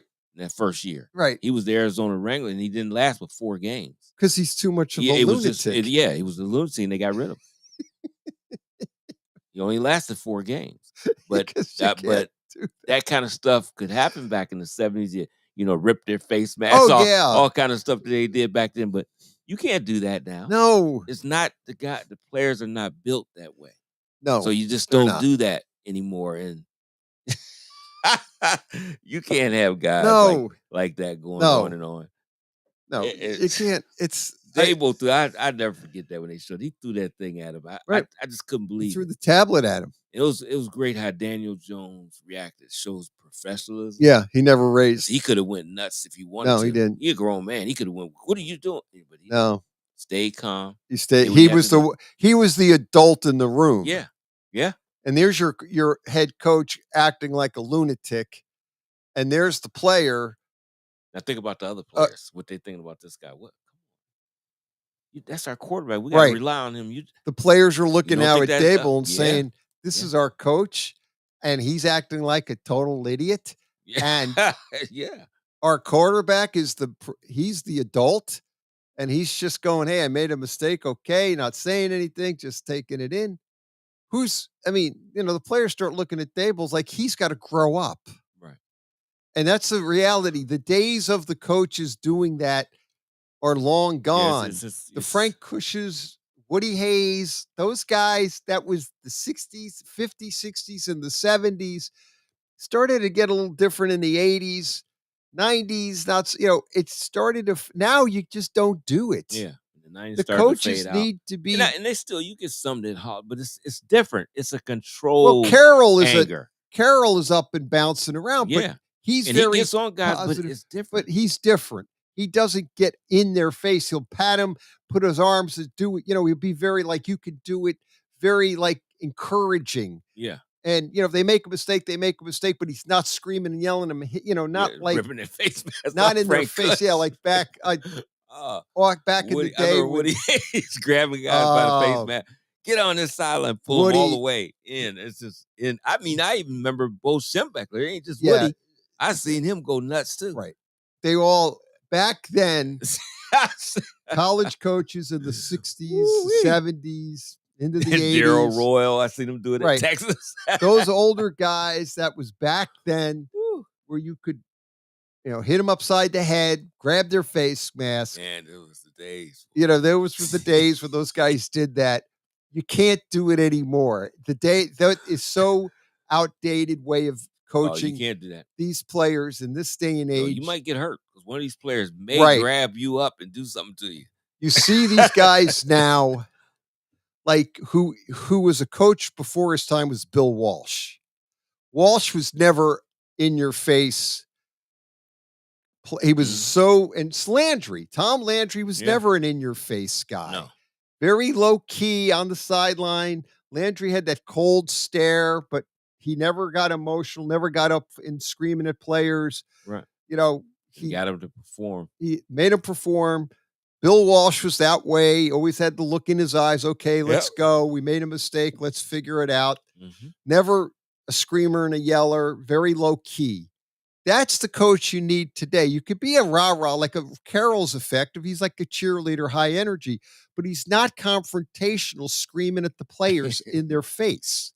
Oh, man. And again, that's why I wonder, and Belichick's style, obviously not that at all. No. Belichick doesn't scream and yell or nothing. He's just so totally low-key. That's why I see McCarthy. I put 4 coaches on notice this year. And I still think Belichick's way is in the. Oh yeah, he's going to be in there. He's on the sideline, and like I said, if I were to rate these guys 1 through 4, who's like it would, I would put Dable number 1. And the only reason why I put Dable number 1 is because the Maras actually have a great relationship with Belichick. Mm-hmm. They think the world of Bill Belichick, and I would think that the Mara. The first chance, if Dable starts to go off the edge and the team's going bad and Dable's acting like a lunatic, I could see Mara reaching out to Belichick and saying, "You're the guy," right away. Yeah. Jerry, the only thing with Jerry is Belichick's going to want to take Jerry and tell him, stay out. I want to run the team. Yes, and I don't know if that's. And I don't know if that's a possibility because I don't think Jerry would do that. I mean, it would be less apt. Right. Yeah. And Jerry's going to want to run the team. And I don't think Belichick wants to fight with Jerry. Belichick wants full control. Philadelphia, possibly. But again, that GM, Roseman's going to want control. Lurie's going to want control. They have an order there. So I'm not sure Belichick. Yeah. But I think that it could happen. It could. They'll get rid of Roseman too. I don't think it'd be a good idea. Because No. One thing I will say. That guy does not hold back going after certain players. No, he won't. He'll do it. He'll go and get big time players to put on a team to win. See, I could see. I would put Dallas. I put Philly. I could actually see. Only the Belichick had obviously the bad breaking. The way he broke it off with the Jets. He left the Jets, left them high and dry. Yeah. However, that was over 20 years ago, and the Jets, if they fail. With Saleh and Rodgers, I could see them maybe looking at Belichick, but I think the first team that's probably would be more apt to go after him would be the Giants if things go bad. Right. And right now, though, they were saying this article, they're saying if Dable, if they brought up the thing with throwing the tablet at they won't let that go. And he's like almost on notice, don't do that again. But if he continues in the way he mishandled the firing of Wink Martindale, again, Maras don't like that. They like to be very close to the collar sort of a team, you don't do that. You do things the right way. You handle it the right way. That's not the right way. Right. You don't throw the tablet at the quarterback. That's not the right way I'm sorry. of being the head coach of the team.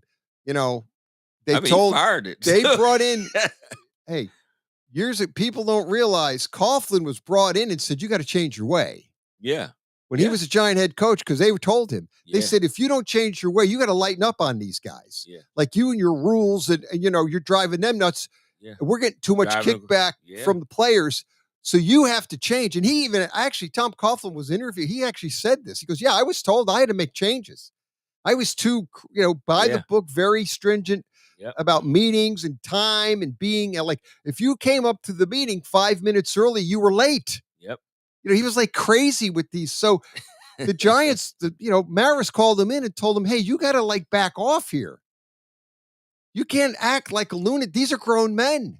Yeah. And he did. He changed his way. But again, I think that if Dable continues to kind of act like a lunatic and get out of control on the sidelines, which he has had. Yeah.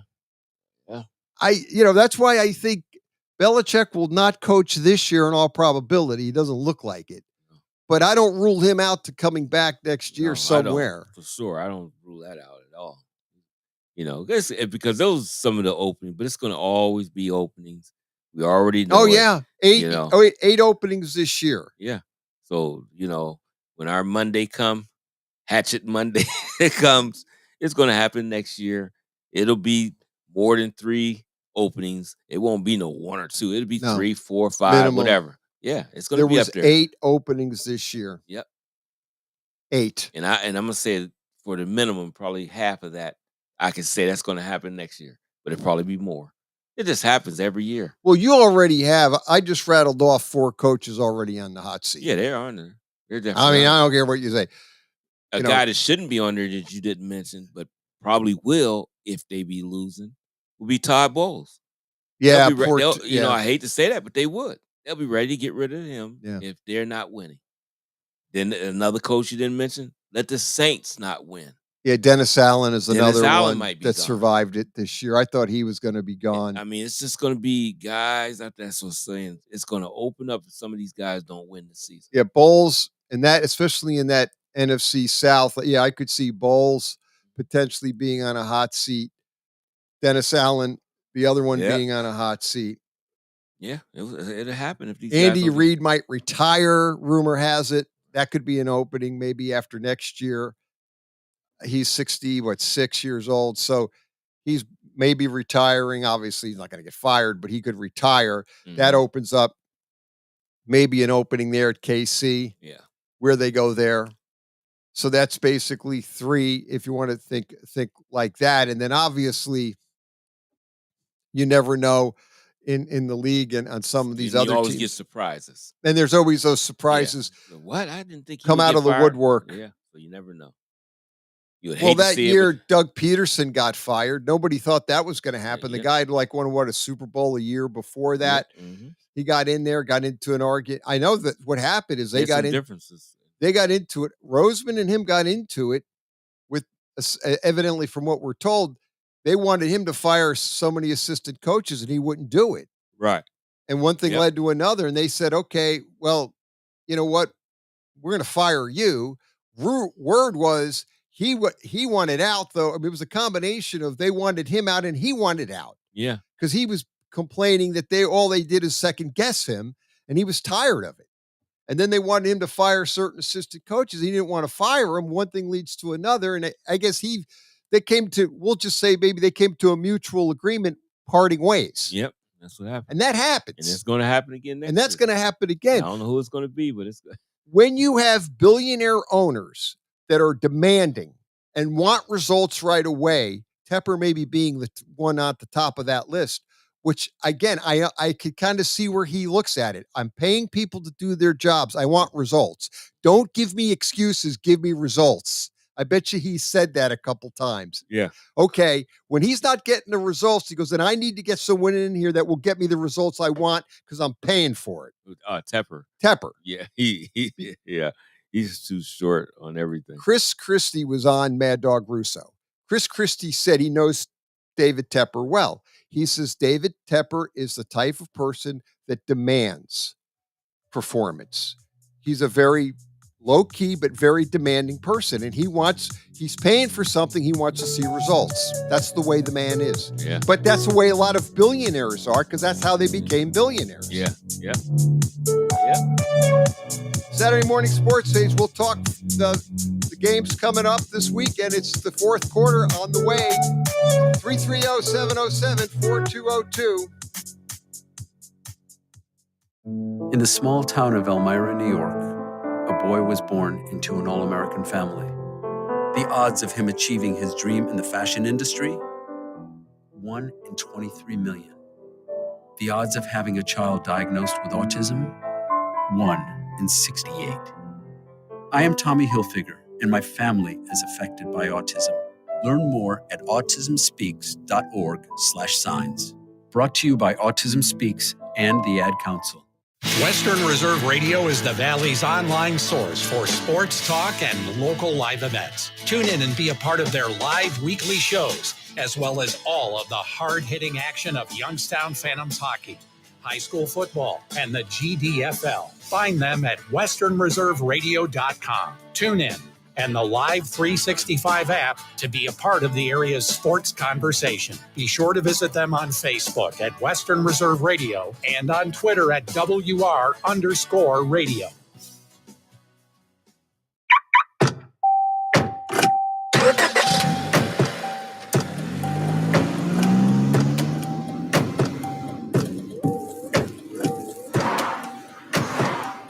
Driving has a rhythm all its own.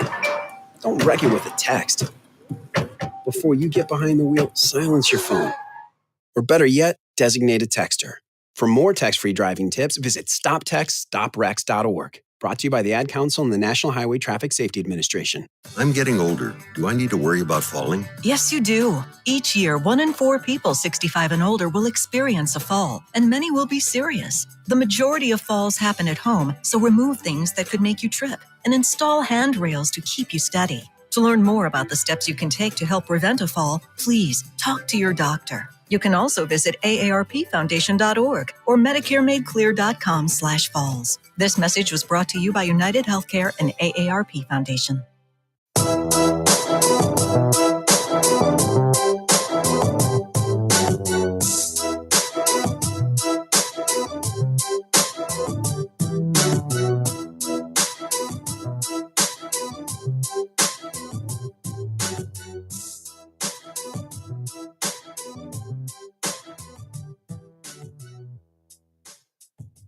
Saturday morning sports page right back at you. 330-707-4202. Get in and talk sports. We do it every Saturday morning here from 9 to 11. Pat Lucia and Dave Clark joining me. Dave Clark, obviously, we're talking a lot about the coaching carousel in the NFL. Interesting to see how ultimately who the Commanders, there are only 2 openings. There were 8 openings this year, which is basically 1/4, 25% of the teams. Yeah. 32 teams, 8 teams needed coaches. That's 1/4 of the teams that changed coaches. Now we're down to the Commanders and the Seahawks. Yep. And we wait and see what happens. It looks like Bill Belichick did not get the Atlanta Falcon job where everybody thought he was going to go. Raheem Morris got the job instead of Bill. So now Bill Belichick looks like will be not coaching in the NFL this year. He'll have a year off, see what he does. I could see him probably going to a team and consulting for a year. Yeah, it's possible. I could see the New York Giants bringing him in to consult. I could see that. Again, because the Bears love Bill Belichick, and I've got a feeling that we're going to wait. I would say right now, Dable's seat is hot as we speak. Yeah, it's cooking, man. It's got to get warm, and Salah's seat could get warm. You brought up Mike McCarthy, and I guess you can't leave what's his name out, Sirianni out for the Eagles. Because those two guys, if they start off bad, if McCarthy, and I'll throw Dable in that mix, if those three guys start off bad out of the gate, McCarthy and Sirianni and Dable start off, they're 1-7 or 2-8. Yeah. And they look bad and the team looks disarray. And Oh, well, yeah. Now, I would see if the teams was 1-7 between the Giants and the Eagles, Sirianni would go first because he would. because that's a he major, would keep the downward that trend. would be a major drop off. Yeah. You got too much talent. Yeah, he shouldn't know. You're going to lose some guys, no doubt. You got some age on that team, so you got to bring in some new inflection of talent. But to drop to that degree, oh yeah, he'd be gone. He wouldn't even get to 1-7. No. I think he'd be I don't gone. think he does. No, he wouldn't get to that. I mean, you got too much there to be going that way. Yep. So they're gonna have to get some things together for sure. Well, let's get our picks out of the way. We got the Chiefs at the Ravens. That's the 3:00 game. We're down. Dave Clark, there's only 3 games left in the NFL season. Yeah. It's the sand and the hourglass is really going down. There's very little left, little games to watch. Yep. Chiefs are at the Ravens at 3:00 tomorrow on CBS. Obviously, the Ravens had no problem handling the Texans last week, 34-10. The Chiefs had a classic game with the Bills and pulling a win out on the road 27-24. Last week, I went 2-2. I changed my pick right before the game and went with the Chiefs. Yeah. I was 2-2. You were 1-3. You got the Chiefs. We both missed the Bucks and we both missed Frisco. Yeah. We went with San Francisco. They didn't cover. They played bad. They were 10-point favorite, and obviously they didn't cover. Yeah, Green Bay came out and really came at them. The Buccaneers would have been really interesting had they made that 2-point conversion. We would have had a push. Yeah. They lost by 8. If they made the 2-point conversion, it would have been a push. It was a 6-point game. Yeah. And that was something wide right for the Bills. Yep. But you know what? Technically, if you really look at some things, that doesn't even come into effect if Hardeman does not fumble the football at the goal line. That would have been a touchdown. It would have been a touchdown the next play. Oh, yeah. I mean, they were going to get in the end zone. And that would have really put them up 10. And I think it's game. over. Yeah, that's game.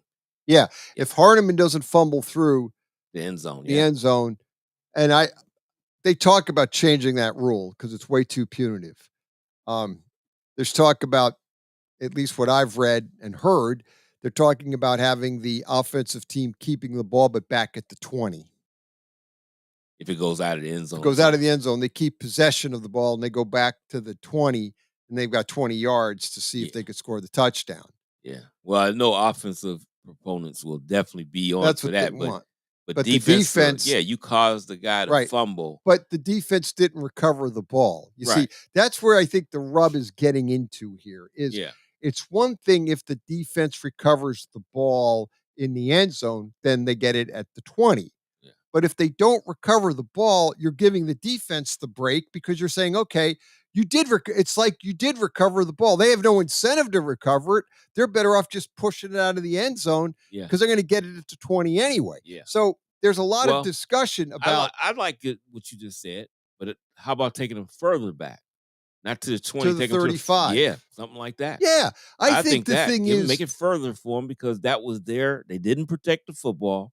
Now the defense did not recover, so I'm with you on that. Right. But now they should be penalized for not protecting the and football. Then you take it back. Yeah. And you have first down at the 35. Right.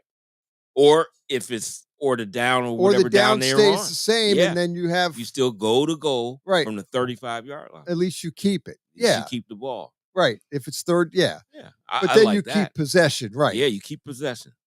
Don't give them a new set of downs. They don't get a new set of downs because they fumbled the ball. That's right. So, and I think that's fair because you're right. The defense, that's all you got to do. You actually could just jump on some of the offensive guys and let the ball roll out of the end zone. Well, you would be. So, yes, I agree. I like that.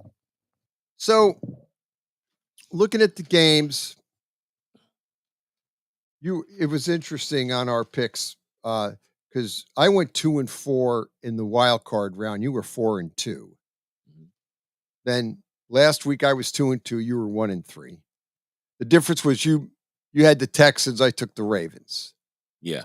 And the Texans, obviously, 9.5 points. Yeah. Ravens definitely covered. Oh, yes, sir. I And thought they would did keep so- it close, and it looked that way. I It still looked didn't think that they was going way. to win. But, man, No. adjustments, you talking about adjustments. At And then halftime. they said that speech that Lamar gave at Halftime, halftime evidently. just showed those guys like they was ready to come out, and they did. They They performed. did. That was a whole different team Uh-uh. second half. That second half was 180%. Yeah. But I will give 180. kudos to those Texans. That is They a play a team on the good team. rise. That is a team on the rise. We reckon with. Maybe DeMarco Ryans will get the head, coach of the year. I don't know, or they'll probably give it to Stefanski, but you got to talk about DeMarco Ryans being coach of the year too. Oh yeah, you have to.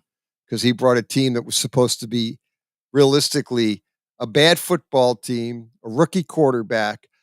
Everybody people had doom and gloom for more Texas than they did Carolina. Yeah. And people thought Stroud would fail with the Texans because it's a terrible team and a new coach. So they were looking at him as more of a chance to fail than even Bryce Young was Carolina.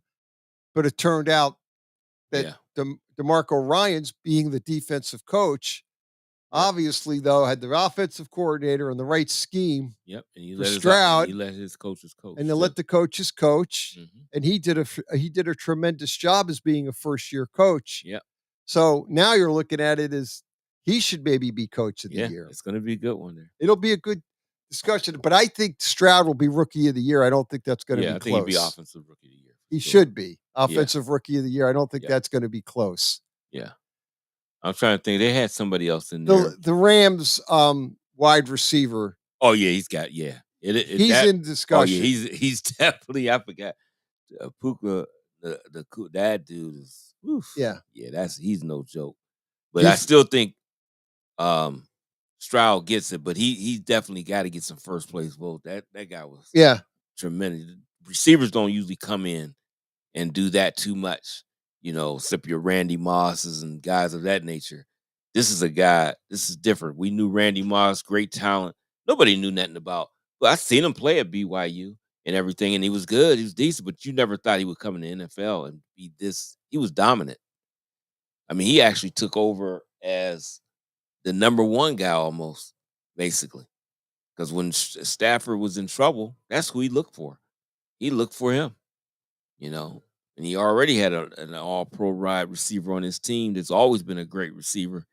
He always was looking to this rookie, and very nice rookie class. Nice quarterback, nice receiver. But I do think that Stroud gets it, though. Yeah, Stroud will ultimately get I think basically Stroud he's going to get the award for Rookie of the Year. He'll be the only Ohio State quarterback in Ohio State history ever to come out and get Rookie of the Year and actually take his team to a playoff. Because no Ohio State quarterback ever did that in his rookie year. Dave Clark, did you know that? Oh my God. No Ohio State quarterback. Oh yeah, I knew that. In team history. Right. In Ohio State team history ever came out was Rookie of the Year. Yeah, I knew that. And never took his team to a playoff as a starting quarterback. And that's not really a reach because when you look at Ohio State quarterbacks, Fields has done okay. This is crazy. Breaking news. I just came on my phone. But it's nothing that's happening right now. But the rumors is what you said, that after this season, it's a possibility. Yeah. That Andy Reid might retire after this. If he gets to the Super Bowl, he may retire. He might retire. And the person they said is right to take over for him is Bill Belichick. No way. Yeah. It's just came on my phone. He said that the rumor is that he would be the guy that would take over for this. That's insane. Wow. So maybe Belichick will coach this year. Yeah, and he'll get the record. So there's a rumor out there, or at least that Andy Reid may retire. Yeah, I want to get that If he back. gets the problem is if he doesn't get to the Super Bowl, will he retire? Oh If they yeah, it lose, looked like it's more so. It said it's looking as if he wins it, he may go out as a winner, right, I could and see just say that. that's it. But if he doesn't, Yeah, if they don't beat the Ravens and they lose, he may come back. he probably comes back. You think? And I was thinking he would keep coaching because he's also a guy that could, if he coached long enough, Right. could break the records too. And he's got Patrick Mahomes. So Right. this is, you're going to keep coaching. If you have Patrick Mahomes as your quarterback, you're going to keep coaching as long as you possibly can because Patrick Mahomes is going to win you games and probably win more Super Bowls. Yep. Because he's always going to be in the mix. He's always going to have your team there. And I mean, I think right now he's still the best quarterback in the game. Patrick Mahomes is still the top quarterback in the NFL. Yep. And then you could get the other discussion for who's second and third, but Mahomes is clearly the best quarterback in the NFL. That is interesting, though. If Andy Reid would win the Super Bowl, does he go out? And then who do they go out if the Chiefs go out? Would they hire Bill Belichick and just bring him in? That would be something. That would be very interesting. Yes, it would. But Belichick's going to want to probably you're going to get into that control factor. Yeah. Would they allow that to happen? I don't know. See, that's the problem with Belichick. He wants all the control. And in this day and age, I don't think teams do that anymore. Right. And plus, will they break up their formula? Kansas City has a formula. So if you get a coach out of there, I think they want to keep their same formula going. So the problem with Belichick is this. Great coach, maybe the greatest coach ever. Not so good with personnel decisions. Yeah. Struggled with getting the offensive players in to help Brady. Wanted to get Brady out of there sooner than later and needed to keep him later and had to. And then ultimately Brady goes down to Tampa Bay and wins the Super Bowl. Yeah, which basically goes to Belichick. You should have never got rid of him. You should have got along with him because he got a Super Bowl on his own accord. Yep. So, and then you haven't done anything, Bill Belichick, since Brady left. And you definitely should have kept the guy. So you should have kept Brady. Just ride that horse and out. Ride that horse longer than you would want to, but he probably could have got you another Super Bowl, but he didn't do it. So anyway, let's get to the games. Chiefs at the Ravens, -4. Obviously, the Chiefs get 4 points. It's more than a field goal, Dave. How do you feel? The Chiefs get how many? Okay.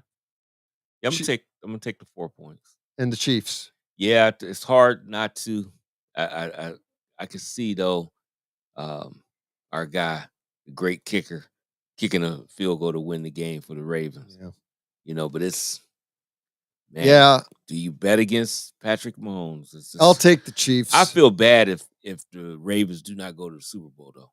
I feel bad for Lamar because he's going to get get bunt. People are going to be going unless he plays a great game and they lose anyway. And they lose anyway by 3 They're points. they're still gonna go after him. They're going after him. They went after Josh Allen, and Josh Allen played a fantastic game. And they're killing Josh Allen. Right, and they went after Josh Allen after that game, and it was like Josh Allen was doing everything. He did everything. And he didn't do his have a turnover here. No. He did a great. He had a great game. Boy, is he getting ripped to shreds. Oh yeah, the shreds, and that's the same thing. People are waiting to pounce on. Oh, they are. Lamar Jackson is just. So they can't pounce on Mahomes. They lose. They say, well, they will say something. See, he can't win on the road. Couldn't win. He wasn't home. Blah blah blah. But it's not going to be too much. No, but Lamar is going to get ripped. He's going to get ripped bad because he's going. His playoff history hasn't been great.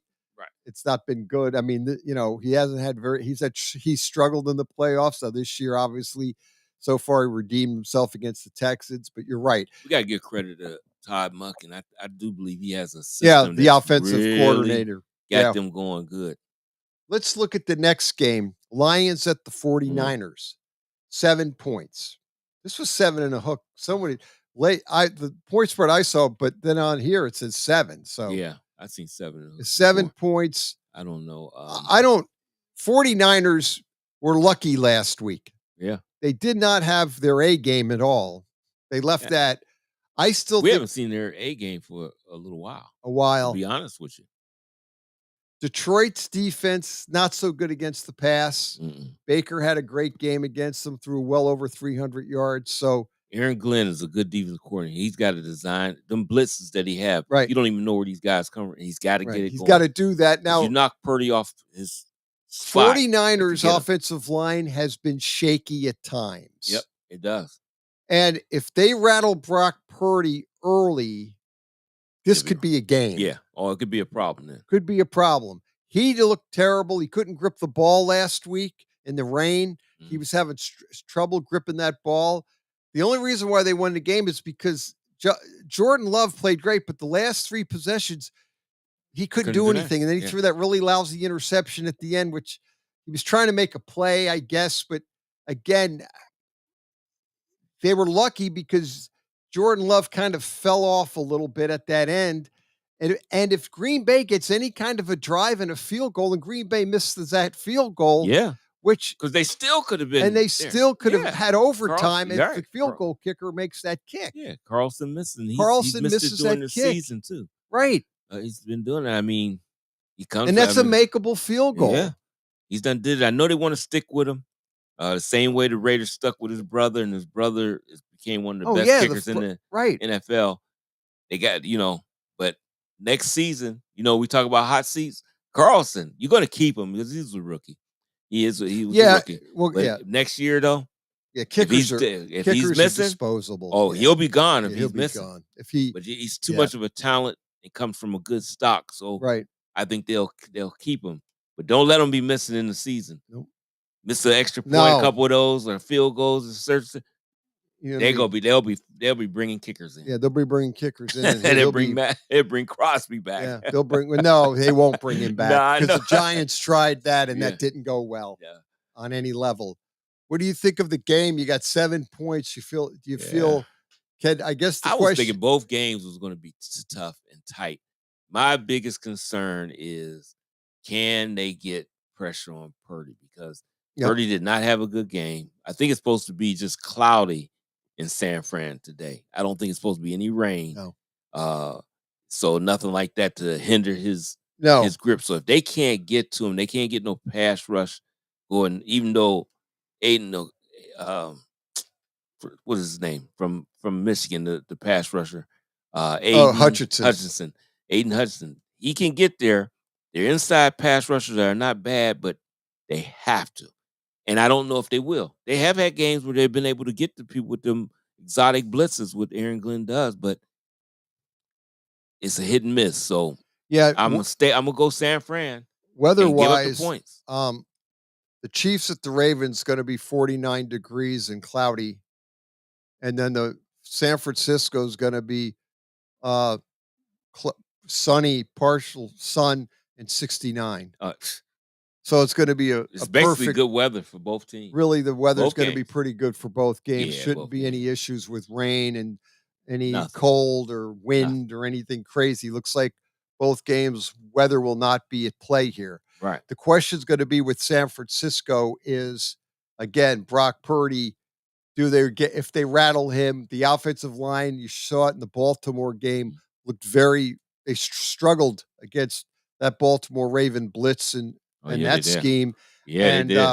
And Aaron Glenn got to use his stuff, but look at some of that Raven stuff. I'm sure he is. I'm sure Aaron Glenn is looking at that Raven film, seeing what that defense did on the Ravens. Yeah, and how with the Ravens, and how can we tweak that into our defense? You got to. And put the same kind of pressure on Brock Purdy. Because one thing you've seen with Brock Purdy, you can knock him off his game, and if he gets done, he's finished. Like if he gets rattled, then he doesn't snap back. Yeah, sometimes he doesn't snap back good.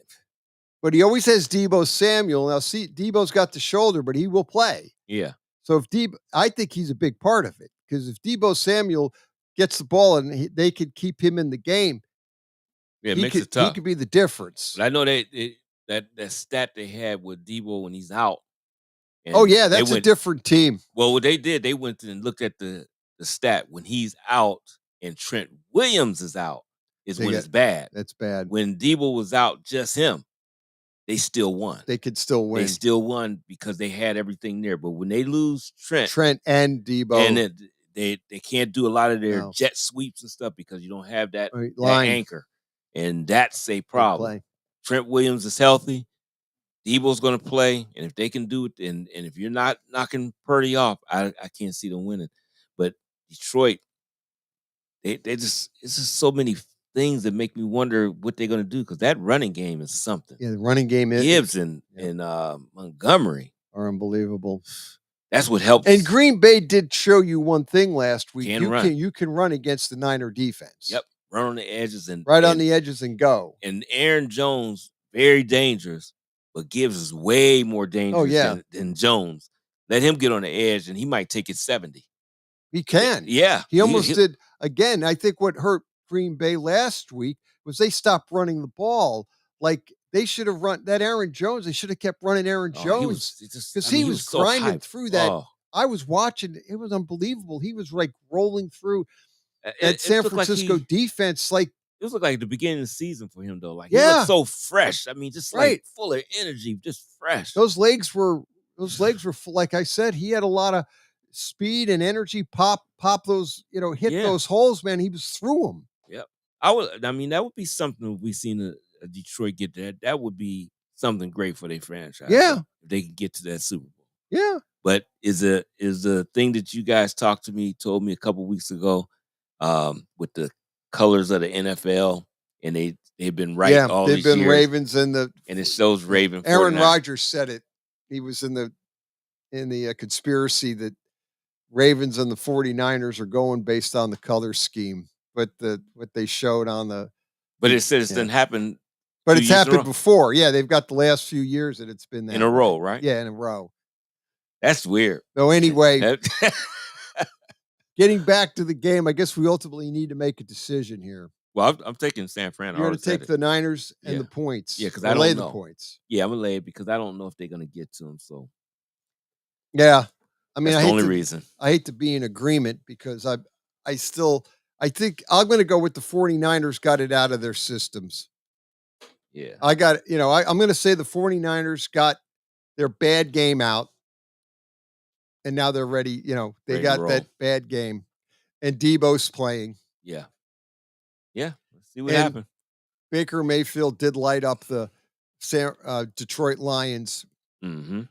And they had a shot at the end, and he just threw the interception. But Baker played a great game. Yeah. It looks like now Tampa Bay will sign him to a contract because he is a free agent. Yeah. And Todd Bowles says he's the quarterback. He's my quarterback. I want him to quarterback the team. Yeah. So he's got, Todd Bowles' vote. Now, Todd Bowles, they have to go find an offensive coordinator. Yeah. But Baker is, it looks like Baker's found a home there in Tampa Bay. See what happened from there. So we'll see what happens there. Mm-hmm. So we've got that, and then we'll have the off week next week as far as no football. Oh yeah, yeah. And then the Super Bowl will be here in 2 weeks. Yeah, I think what will probably be going on. Senior Bowl, stuff like that. We'll start probably talk about some draft stuff because I think that's what they'll be doing. The Senior Bowl will be that weekend, right? And you'll be looking at the thing with Caleb Williams. Where is he going?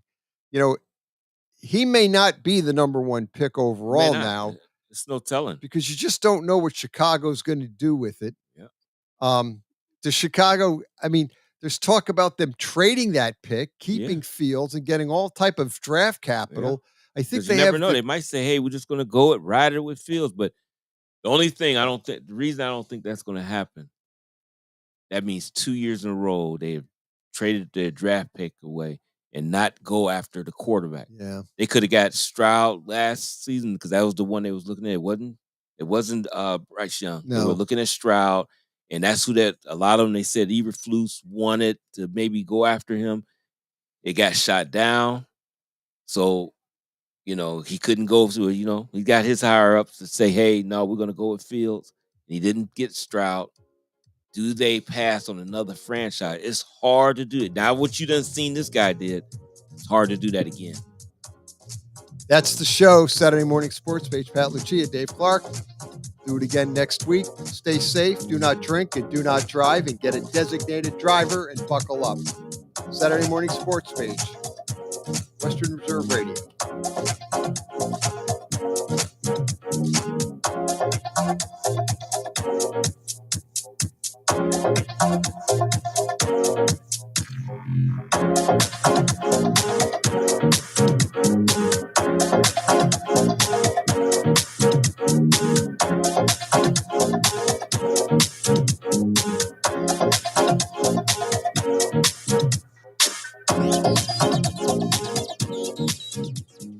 You're listening to WRDB, Western Reserve Digital Broadcasting, Youngstown, Warren, Salem, and around the world.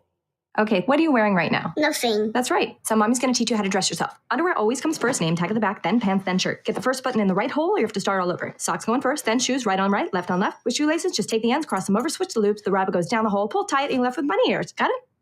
Why are your pants on your head? Most parenting is hard to do in just 2 minutes. But 2 minutes twice a day making sure they brush their teeth is easier, and it could help save them from a lifetime of tooth pain.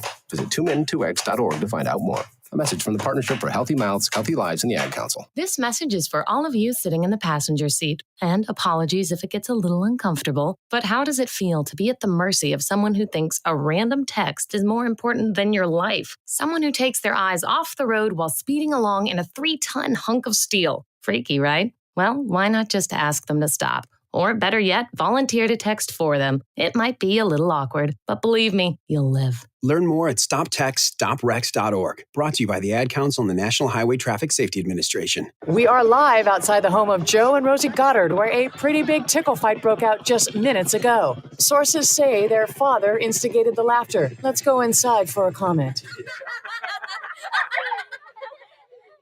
Apparently, they have no comment.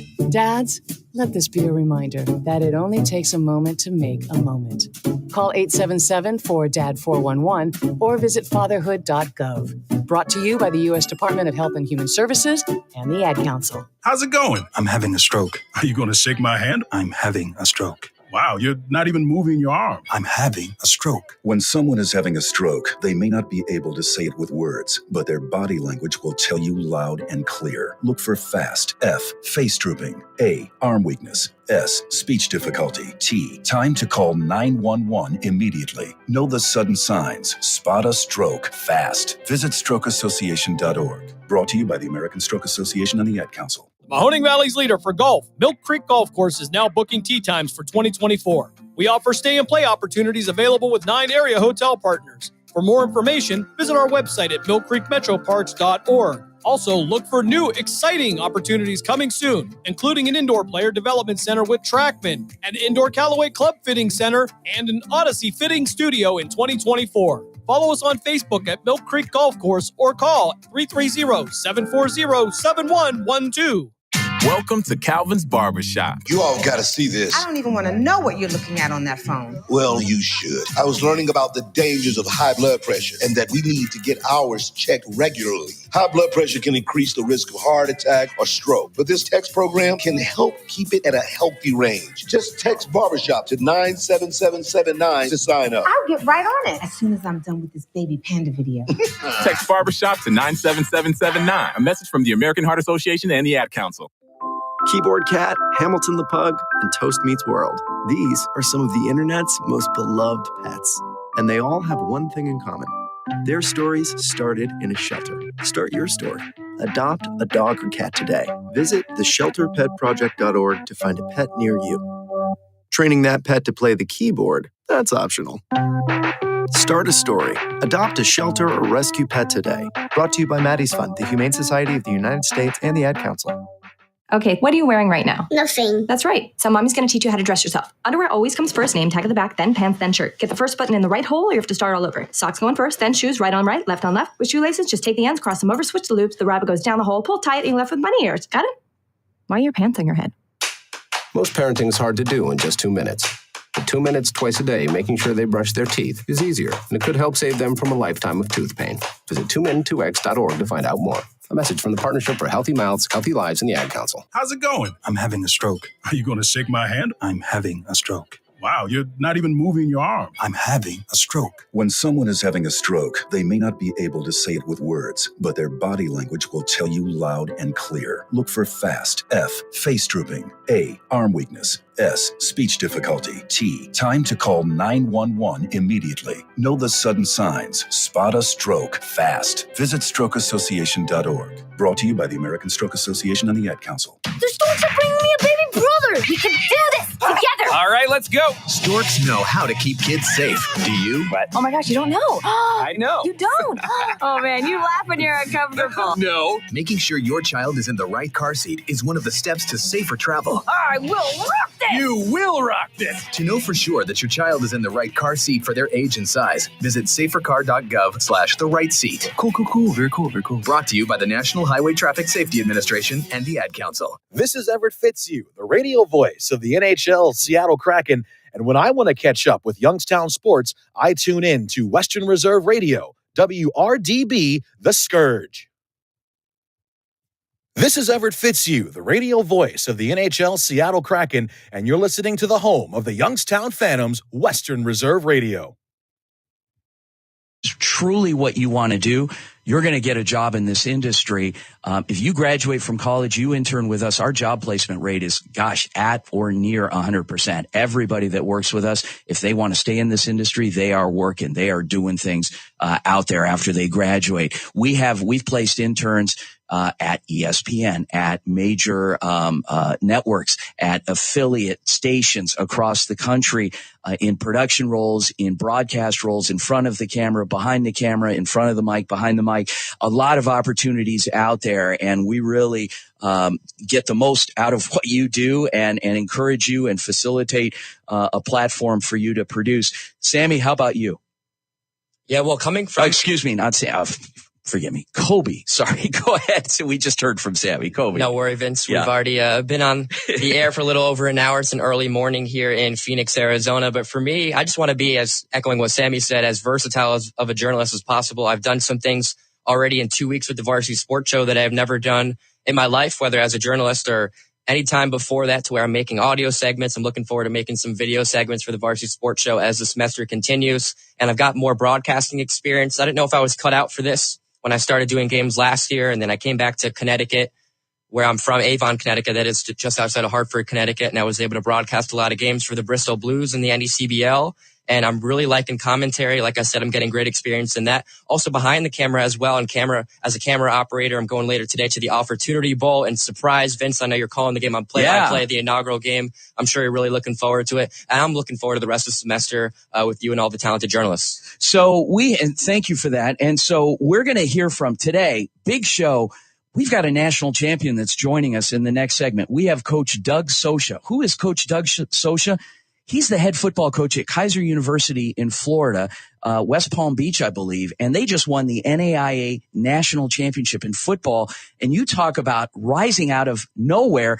These guys didn't have football in 2016. In 17, he got hired to start football. They started a program, and every year they've been a little bit better, a little bit better, a little bit better. Last year they played in the national championship game, lost, went back this year, won it. And it was amazing. It's an amazing story. He's an amazing guy. Wait till you hear from him. We're going to hear from our very own Chris Severin, talking about the Corky Track Classic in Texas from Texas Tech University. We've got some other content as well, a West Coast report, our team from UNLV, from ASU, from Grand Canyon University, all contributing content to that segment.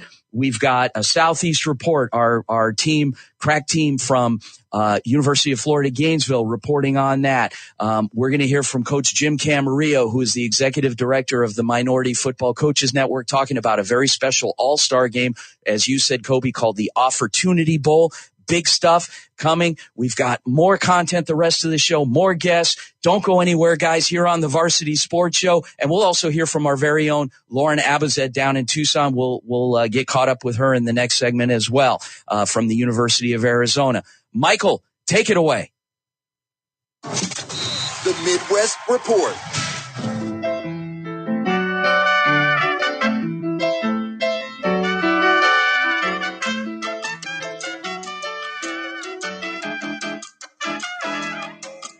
What's up, everybody? It's Seth Cordage coming to you from the University of Nevada, Las Vegas for the Varsity Sports Show. This segment has a special place in my heart, with me being from the Midwest myself. So let's talk about the Detroit Lions. The Lions are en route to play in their first NFC Championship game since 1992. 1992 was the last time the Detroit Lions even won a playoff game. That's been about 31 seasons. So let's put this into perspective. The last time the Lions won a playoff game, there was no Google, there was no Nintendo 64, there was no YouTube, social media, or iPhones. The last time the Detroit Lions won a playoff game before this year, me and all my siblings, we weren't even born yet. My whole life and the many fans of the Detroit Lions have been waiting for decades to celebrate their team in the playoffs. This year, the team in the city of Detroit has earned it. The blue-collar Motor City has stayed true to their team throughout the hardships of an 0-16 season in 2008 and a 3-win season just a few years ago in 2021. The Lions ended the regular season this year, winning the NFC North with a 12-5 record. However, their season is not over yet. They face off against the San Francisco 49ers for a chance to win it all in the Super Bowl. Tune in to Fox, Sunday, January 28th at 6:30 p.m. Eastern, 5:30 Central, and 3:30 Pacific Time. I'm Seth Cordage from the Varsity Sports Show, and I'll see you next time. Good morning, y'all. It's Alex Shulman with Varsity Sports Radio. Today we are hearing from former NHL player and Stanley Cup finalist Curtis Brown. He has been busy coaching his new team, the Lincoln All-Stars. The Stars are Lincoln's 16U AAA hockey team, and they are finishing up their inaugural season. We've just had an amazing season in that it's a team, and everybody's kind of slotted in or fell into their roles or comfort level, if you will. And then what we're trying to do is bring out the best in each individual and player so that they make each other better. Coach Brown also talks about his approach to coaching. I've always thought that as long as you keep working and growing and you have that growth mindset that you can grow, then I'll never tell you you can't. And my job is to believe in you sometimes more than you believe in yourself. Brown coached for 12 years before deciding to coach the Lincoln All-Stars. And the way it worked out, I had to help build the team. And if that was going to happen, I might as well coach it. Coach Brown hopes to continue the progress into next year. The natural progression is next year we could have an 18U team.